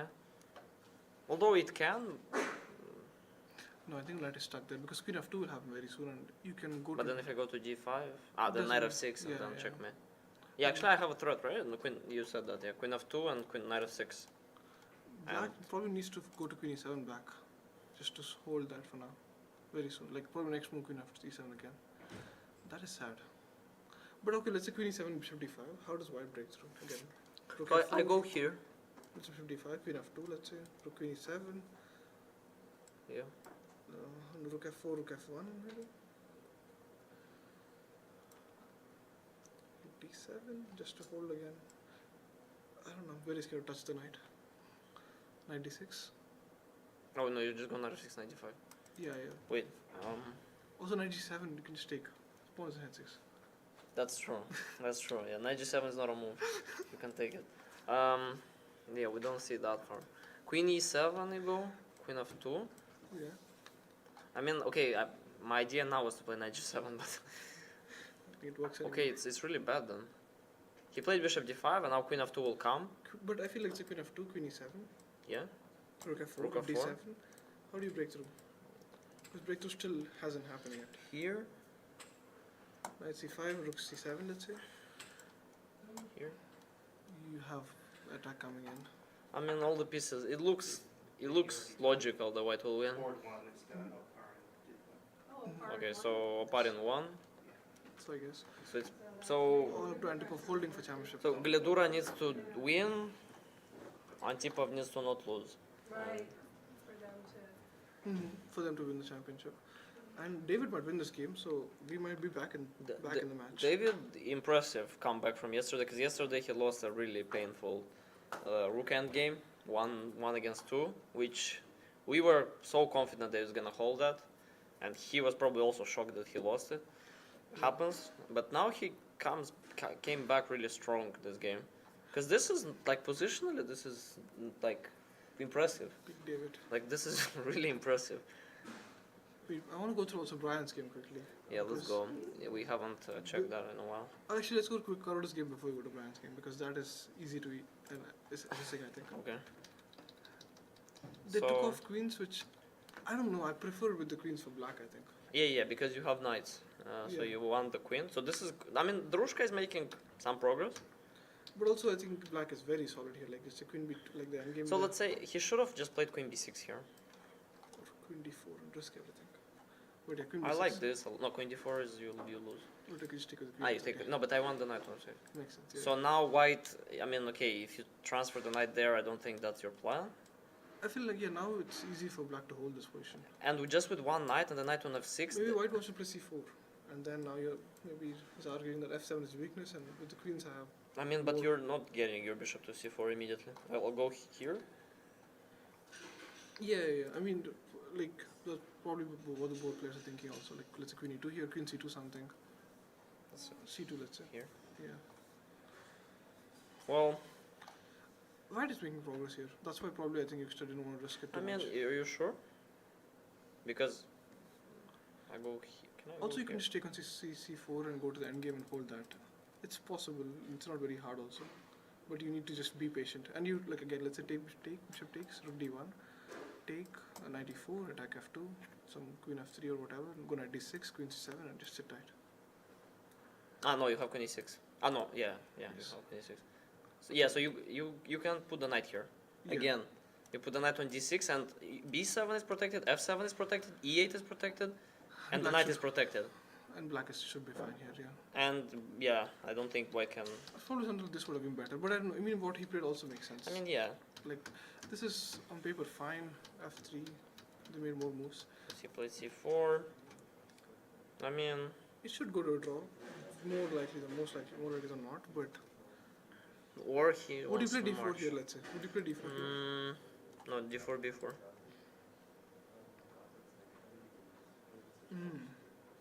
This is not good. Fair. I was expecting bishop f5 mainly, and this. But would be, you know what you can do? I think you can just sack this pawn and leave it there, like umbrella, like as an umbrella there. Because knight is gonna protect that. Also, I just looked at the time. Carlos only has 4 minutes. That could actually go bad. As in, like, it's not very time-intensive position or something, but it's still. I think he'll be fine. He needs to make 10 moves, and So he I plays don't- I a5. I was thinking about that move actually. But now if you take, so you don't take the pawn back. So I think he wants umbrella. So this I was thinking.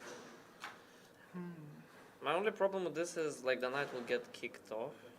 But I guess it's not a problem. I also could play classic I'll- KC g5 and I like this g4 one. g5.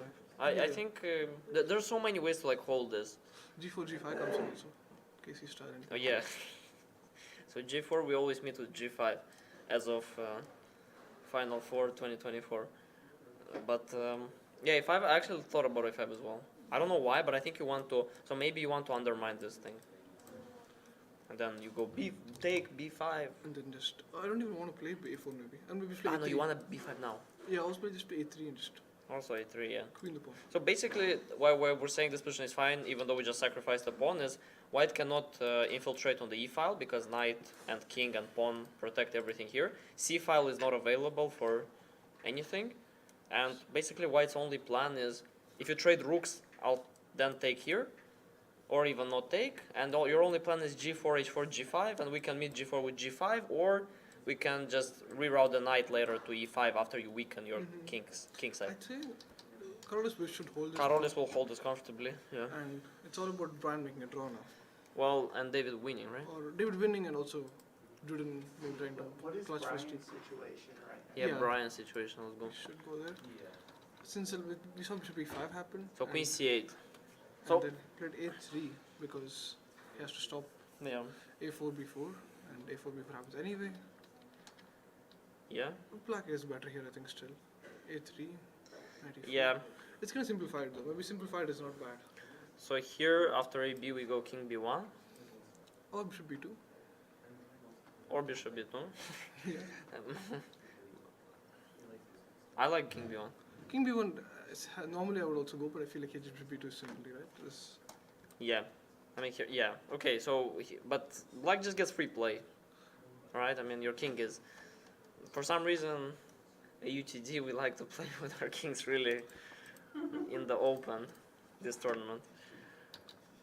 White kings. Okay, probably they should not even take actually. Like 94, rook queen e4, and then rook d8, bishop a4 something.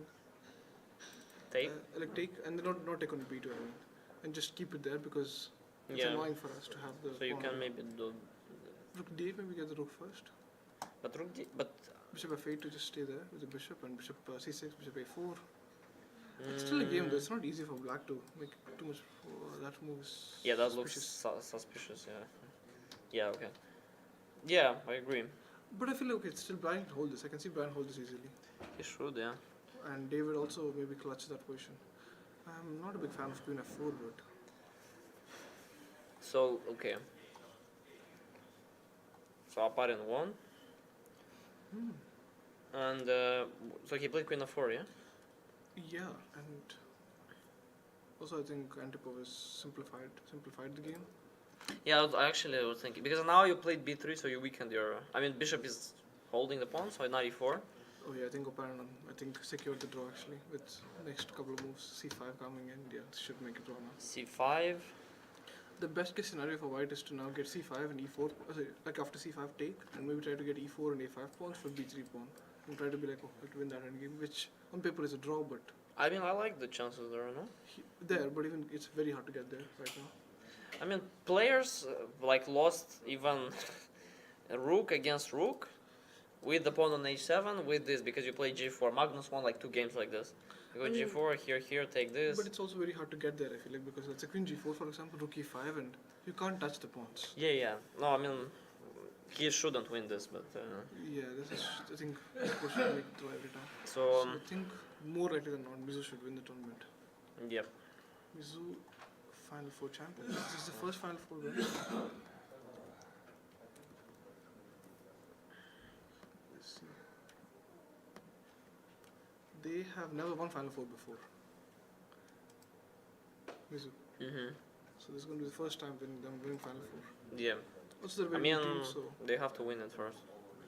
yeah, but also if they do, it's going to be the first time, so impressive for them. Yep. They're on a run also. They won the Pan Ams. I think, they also, yeah, so they're on a good run this year. Let's see. Let's go over the other games. Brodsky. He's, I think, going to similar plans as we saw before. Yes, the Very same similar. thing. Knight comes to e4, just don't blunder this. Let's say after. Let's say, as black, would you take on e4 or not? After 94 or no? Well, yeah, It's a good bishop, but also. it's a knights good have- knight. Yeah, And you get the files. some area to work with, yeah. Probably white will play rook f1, then knight e4, and not give you the file and take with the queen on e4, maybe? No, that doesn't work out. You can't take with the queen, right? g5 is falling. And this is falling. That's why I play rook f1, then knight e4, Ah. but yeah. So rook f1 here, maybe? Black to play with, yeah. Yeah, I black feel- to play. I don't know, black has nothing much to do though. Like, it's black to play, but he has no moves. Like, I mean, you can. rook c7 or something. Yeah, rook c7. And then you, Rook yeah, f1. Brodsky has a very good chance of winning this game. Rook f1 maybe, and then I want to. But okay, wait a sec. So, okay, here I can't. No, I can take actually. Pawn takes, queen takes, and just play. Queen b4. Queen I have b4, queen yeah. b4, right? I wanna. So if I play b3 first, a3, right? Yeah, Take. a4 is falling now, but queen c2 is coming. So Yeah, that's the idea. rook Okay. c1 maybe, Rook c1. And now. queen e7 back, g5 attacking g5. Mhm. Not attacking, but like supporting a4 while Yep. attacking there. So what do we think about this? 90. 94 and white should. Take, no, 94, g5 is falling. Okay, maybe knight f1, knight e3. But that's I don't know, I feel like white is just should win this somehow. Just knight f4, knight e3, queen g3 and rook a4 is coming. And black doesn't have any ideas at all. He's still like stuck. Yeah, it's knight e3 for now. Also a4 is falling. Yeah. well, yeah. Okay, this looks good for David. Oh, I didn't realize the website were defending champions for Final Four. So we got challengers against First time champions and maybe first time champions now. Versus defending challengers champions. against defending. And in the meantime, we have We have some updates in that game, Duden's game. okay. That d5 was played. So knight d5. He's asking black to take so that he But can this queen is the pawn. weird, no? I mean, if you take, he's gonna queen the pawn. You're not queening the pawn. But almost. No, almost, yeah. Yeah, yeah. Here.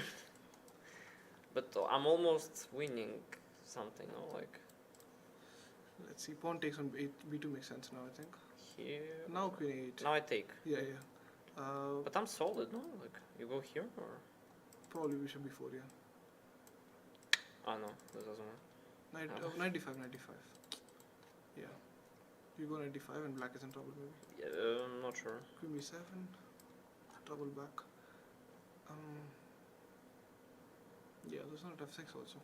Queen e5 maybe? No, that's losing. Yeah, this is bad for black. White. But Should b6? When? Yeah, that's why I said queen b6. Yeah, I realized that. maybe here. How about this? F6. Huh? F6 is the only move, right? Yeah. F6. But no, but that's fine. So this we have suggestions. Also, Queen b7. I don't think Brian took a suggestions. He played something altogether Yeah, different. Brian decided to keep the bishop here, but here, so this is fine because I go queen d4 or queen d6, rook e3, and I'm playing on the dark squares. And f6, this is good, no? I think, yeah, I'm just trying to figure out. I think probably knight c3. Take knight c3, bishop g5 maybe is the best one here. Here, Yeah, and then king b1, take on b2, but now I'm not taking immediately. knight d5 maybe. I feel like white is somehow pulling things together. I don't know. Yeah, I mean because you have dark square control. How. Knight d5 is queen a8 though. Maybe queen e5 here and win the game. You don't win. Oh, okay. But also that's But okay, then somehow. yeah. Brian decided to play otherwise. Bishop b3. Bishop b3 is shaky, no? It seems it's his best move here. Bishop b3. Wow. But okay, queen a8 I thought was a good move. Let's say. Queen a8. Supporting d5 so that it's not. Queen g4. It's, g6. Very ugly.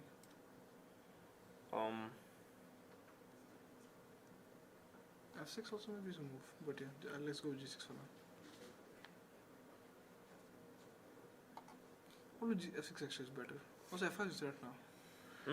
I don't know, g6 or f6, I don't know which one's better for black. Yeah, I mean I don't see anything against g6 and against f6. I don't see anything. So Queen a8 is probably, queen a8 is also a smart move because you want to push a2 maybe. yeah. So, So king b1.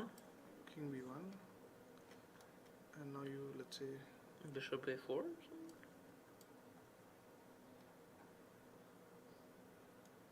yeah, something But let's it's say, not something simple. let's say Right? take on b2 here, bishop b2 and rook b8 I thought, and it's still a game, it's a real game full, but it's Here- black is for sure Yeah. pushing. And okay, you have the queen g4 ideas, but Bishop of sure, no, or bishop just of 8 G6 doesn't work. Or you can go back to f6 or g6 again. Yeah. I mean bishop d5 again. Ah no, you have the bishop on e7. Yeah. Yeah. Okay, let's see. I mean, this game's gonna be decided like very soon, I think. Oh, we have colorless and we have some moves there. So he didn't take. Bishop e4 is a nice. Bishop d4 we didn't see. They're trying to go to some pawn games. I Yeah, think. but pawn games black can't be worse because he always takes on d5.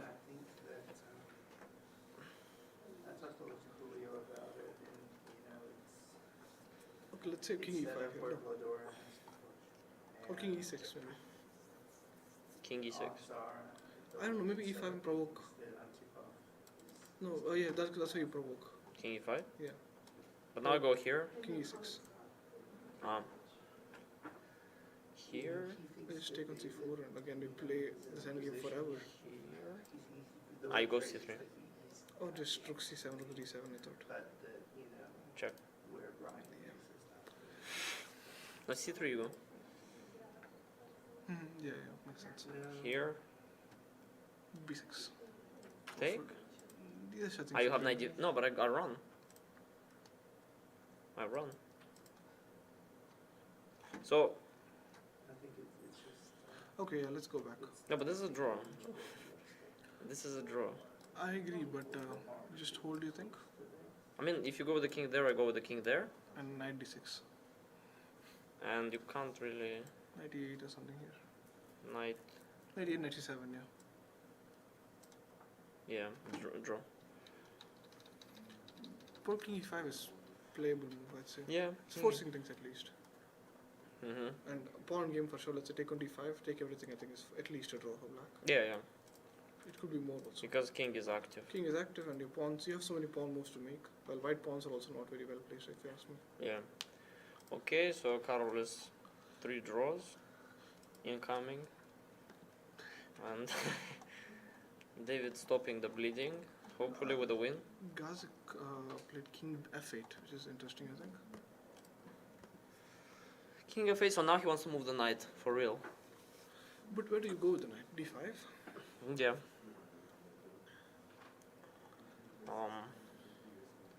I don't know, I don't think he wants to move his knight. I think it's too risky to move the knight. Why? It just feels like you're gonna something like once you, even if you get to d5, then I have 94, 96, knight f6 again coming up. I think it's just. I think it's a3? Played a3? Yeah. a3 I don't like. I don't dislike a3. I was thinking of a3 before also because overall pawn structure was like a3 move because c3 is weak now with the knight jumping in at some point. Even let's say with my bishop on d5 or some bishop b3 at some point. Also my king is more weak I think after b3. Yeah, actually maybe. Because So after b3 a3 it's very easy to hold that with rook c1, rook c3 done. yeah. Mm-hmm. But here I'm like I don't know. So now he wants to sack at some point? Not now, but I don't know. I don't believe in sacks either again. It's just very hard to defend. I think what Gazik is going to do is just try to hold off because white is better here, but white doesn't have a winning plan yet. And yeah. that is what he's going to bet, I think, all his money on that. Well, I'll show you a winning plan. Queen, move the queen, go rook f4, and take. Probably black, yeah. That looks like a winning plan. Probably rook c7, queen a7, and go back to king g8. So I go. So first of all, actually, wait. a3. If I played this, what do you do? Queen a7, Queen a7 here. rook c7. But I tricked you, right? Like now I go b3, and now your queen is really badly placed there. Yeah, you know, I don't like the king f8 at all. I go king g8 again, that's why. But even then, let's say, I want the winning plan still. So okay, so they're actually thinking. So I think he'll find queen e3. I mean, queen e3 or queen e3 the most natural. You just want a double. Also, Also, what if you double like this? also you Double like this? triple. Triple, yeah. Again, I should go queen a7, but I'm thinking of b2, rook h4. It was gonna be. It's saying this man here. So here, let's say, after queen e3, for example, Yeah. a b2, rook f4, rook a8, and just be like, okay. No, but I'm gonna have knight b3, right? Yeah, but it's saying rook f7 is not a big deal. Check. Also, I'm not gonna take immediately. I'm gonna go here. Let's see, rook f8, knight e3, rook a7 maybe. f5, okay, yeah. f5 is smart. Yeah, okay, so I'll take. I'll take here. But even f5 is very hard to make, I feel like. This pawn takes. What pawn? Can't e pawn for now, let's say. Or g? E pawn, I like e pawn more, I think. Here? No, I get f7, right? f7 queen oh, with the, let's see. Now you have to play. I think Wait, oh, look, you play this. And then go king a2. I don't know, I just feel like there's no point to doing all this. It could be 3 for now, instead of queen 3. There's no point But of risking all that. this? Even then, I feel like... Ah, now AB and the rook c7, right? Yeah, To yeah. protect. I think just simply play this simple move here of AB3 and then Okay. because black doesn't have moves. I feel like David is also cooking something, but maybe b3 is better. Simple dish. Okay, Luden is going to time pressure. Okay. Yeah, that's actually this is typical of Dudin. He goes into time pressure, so.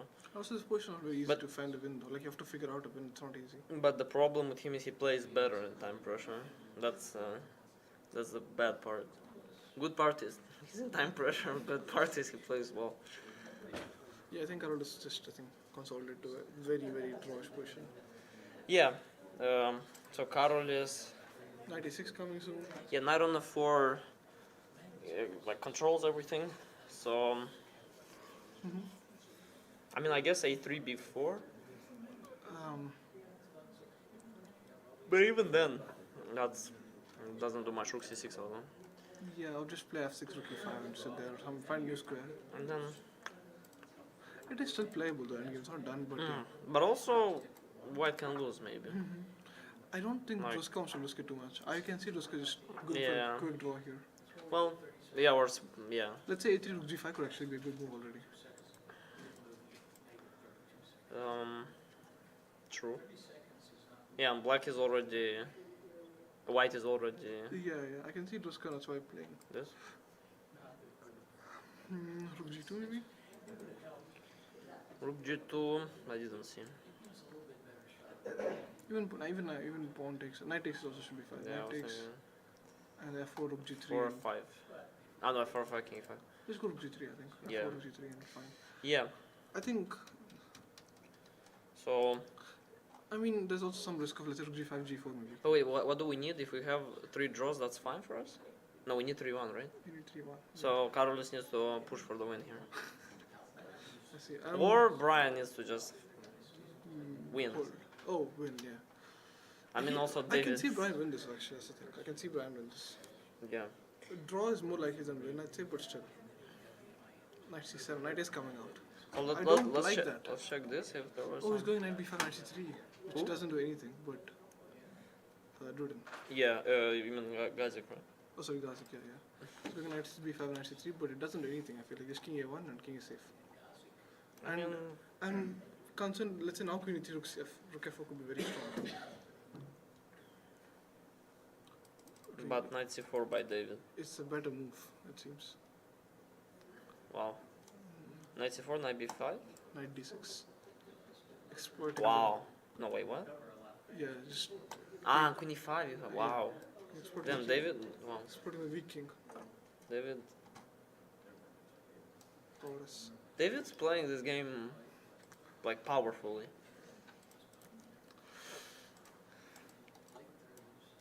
Knight c4 is actually a nice move. So I guess he was. That's why if a3 is probably a bad move. You give knight c4 to black. For white. So you know how David got over the loss yesterday? I don't know. He was playing bullet on lichess like all the evening. I noticed him, and it worked so far. Let's see. David just needs to keep his calm and. Also, let's just maybe go over the anti-pov game to see. If Yeah, it was nothing there. Queen, I think queen g4 attacking. I mean, first of all, Queen g4 attacking e4. Queen b8 attacking b3. Queen d1. Yeah, rook d8 or something here and should be a draw. They might have already finished the game by now. I think. cg, Rook d8 first, right now. rook d8, d5. That's risking the game. Yeah, but you kind of need to. Rook d8, d5. Just queen e5. Also, I'm threatening rook a5, no? I'm threatening rook a5, by the way. I guess rook d8 is Just letting you know. Yeah. So cd, cd. cd, rook d4. I mean, so okay. Only white can be better because this pawn it's overextended, and let's say in some endgames, like I don't know how to get to them, but imagine this happens. So this happens, and now it's white to move, and one white plays g4. Okay, here f5 just comes Or down. just f6 g5 also is a draw. But imagine whites get this, and this. Yeah. then it can be unpleasant. Then it could be a draw also. Then it could also be a draw, yeah. So basically, white doesn't have anything.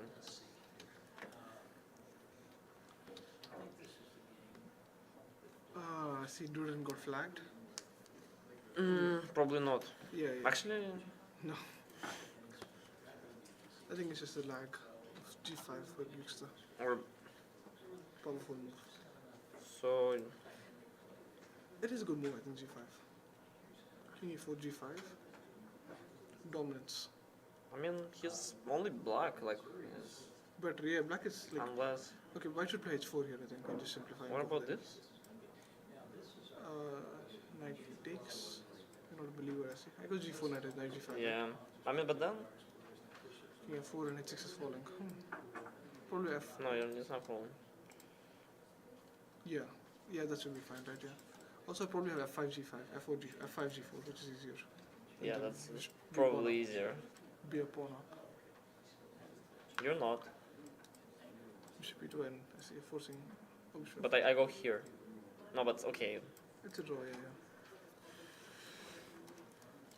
I think Duden's game. Didn't. I mean, the lag is probably the delay is what is happening right now. But I think we should be able to get some big decisions in like next 5-10 minutes. Like this game should be decided, I think, because of less time. So is Gazik because of less time. For both Yeah. the-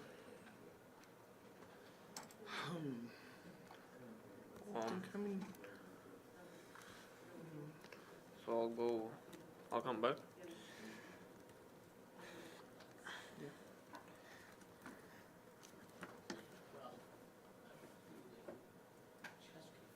let's see. Comment. Go. Wait, the plate is take rook DC4. Sure you recover much quicker than I. You also have the. Well, I replaced this knee, and now 2 weeks I'll replace this knee. Yeah, I'll probably get. Yeah, I think you're gonna beat me. This is my second time though. UTT football. Soccer. Dangerous. Yeah, I was running and at some point I decided to step on it like this. Yeah. That was biological to me. We'll probably end the stream also, I think. We'll finish the stream, I think.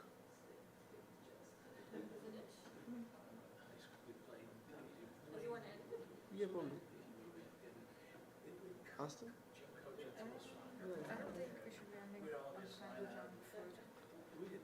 Probably actually, yeah. Okay, that is okay, 5 minutes, I can come back. You asked it? Do we comment it? Not again.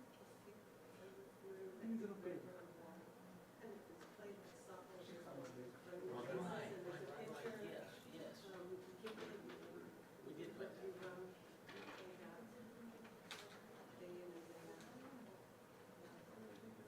President Vincent's playing hall, talking to who is it? Yeah, so. Thanks for letting us know. You're very welcome. You got here on time? I sent him an email, you might want to, earlier. Yeah. he's Since over we're there. down to that last game, Look like there's more and more game lines in the play hall just now. games that count. Oh, he's coming this way? The, Oh, the games that count. There's the, still two UTRs. there's only that, you know, if you could find a way to win, like. No, there's 3 games technically, going 2 of our games that we're going in the. Yeah, oh, okay, so. Yeah, that's the only one. Speak of the devil.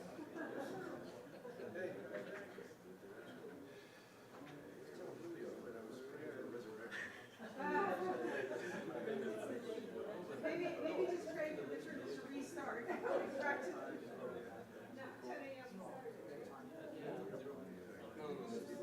The position is like white is a queen or c4. Are they coming here to take a little break or are they done? First and third are still in doubt, right? Yeah.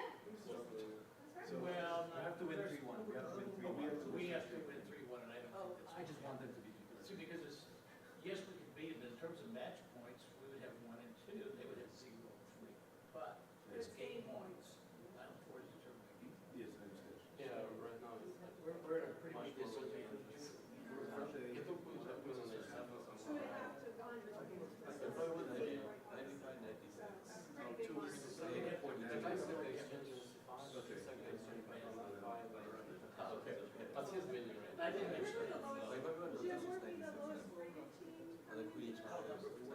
Yeah, so I mean, you know, we're finishing where we were expected in a way to finish, right? Well, I'm gonna tell the chancellor that we finished in the top four, There you go. and RGV finished next to us. That's the way to word it. Correct. Oh yeah, and then the second on 5, somehow it was on us, knight on 5, and knight on Well, next year. Yeah, it's, I mean, it's fine. There's one of them in the it's just, the ratings pretty rock solid. So in a way, our Korean center is the system. Yeah. I mean, it's what is it about?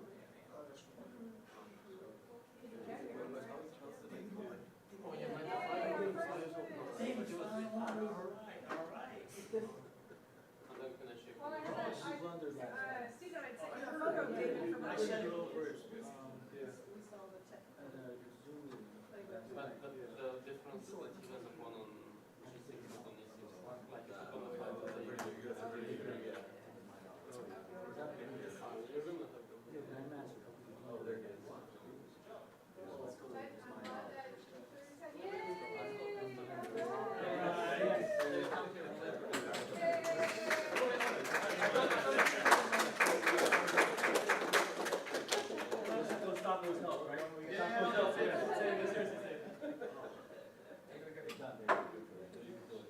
How do we stay on the other two boards?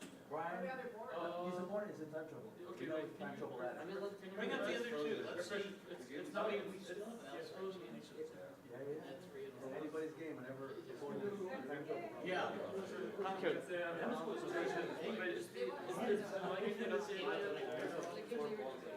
When we're going, you sometimes lose. So is We'll just analyze other two games quickly and then we'll do David's like his own game. okay, but because it's gonna be long. It's going to be long and we want to But okay, see what's because the game's not updating. You refresh? what's up? Refresh maybe and see. Does it work? I'm checking. Okay, so are we live? The whole time. So David won. Yeah, I think Brian's board is frozen. David, I think Brian's board is frozen. David. Yeah, David, let's switch his player. Yeah, just get. David, you can come in. Did Brian win on time or no? No, they're good. Okay. It's like, it's just frozen. My game's also frozen. Okay, yeah. So we've got with us the legend of today, the MVP of today's day for UTD, David Brodsky. Thank you. David, how do you feel after this win? Very happy. I pulled myself together after yesterday's disaster. Yeah, yesterday was obviously very unlucky, the loss, but today was a really nice game. We were actually super impressed. And I was thinking you were gonna play for F5, but G5 is really strong. Yeah, just buying him. Yeah, so if you want, you can you take us through the game? Yeah, And, sure. I mean, he played this sideline, okay. I mean, Queen B6 is sideline, and I don't... Yeah. This is also like a sideline of a sideline. Like most people go castles, but A6 exists. But I Okay. haven't looked at this in like, a very long time. Yeah. F3 castles. Yeah, I should probably go G4 here, but I assume that it's like G4, maybe like Queen C7. But don't we just like transpose B3, with yeah. the knight on B3, like into normal? Yeah, because normally you can go like there's this line. You can go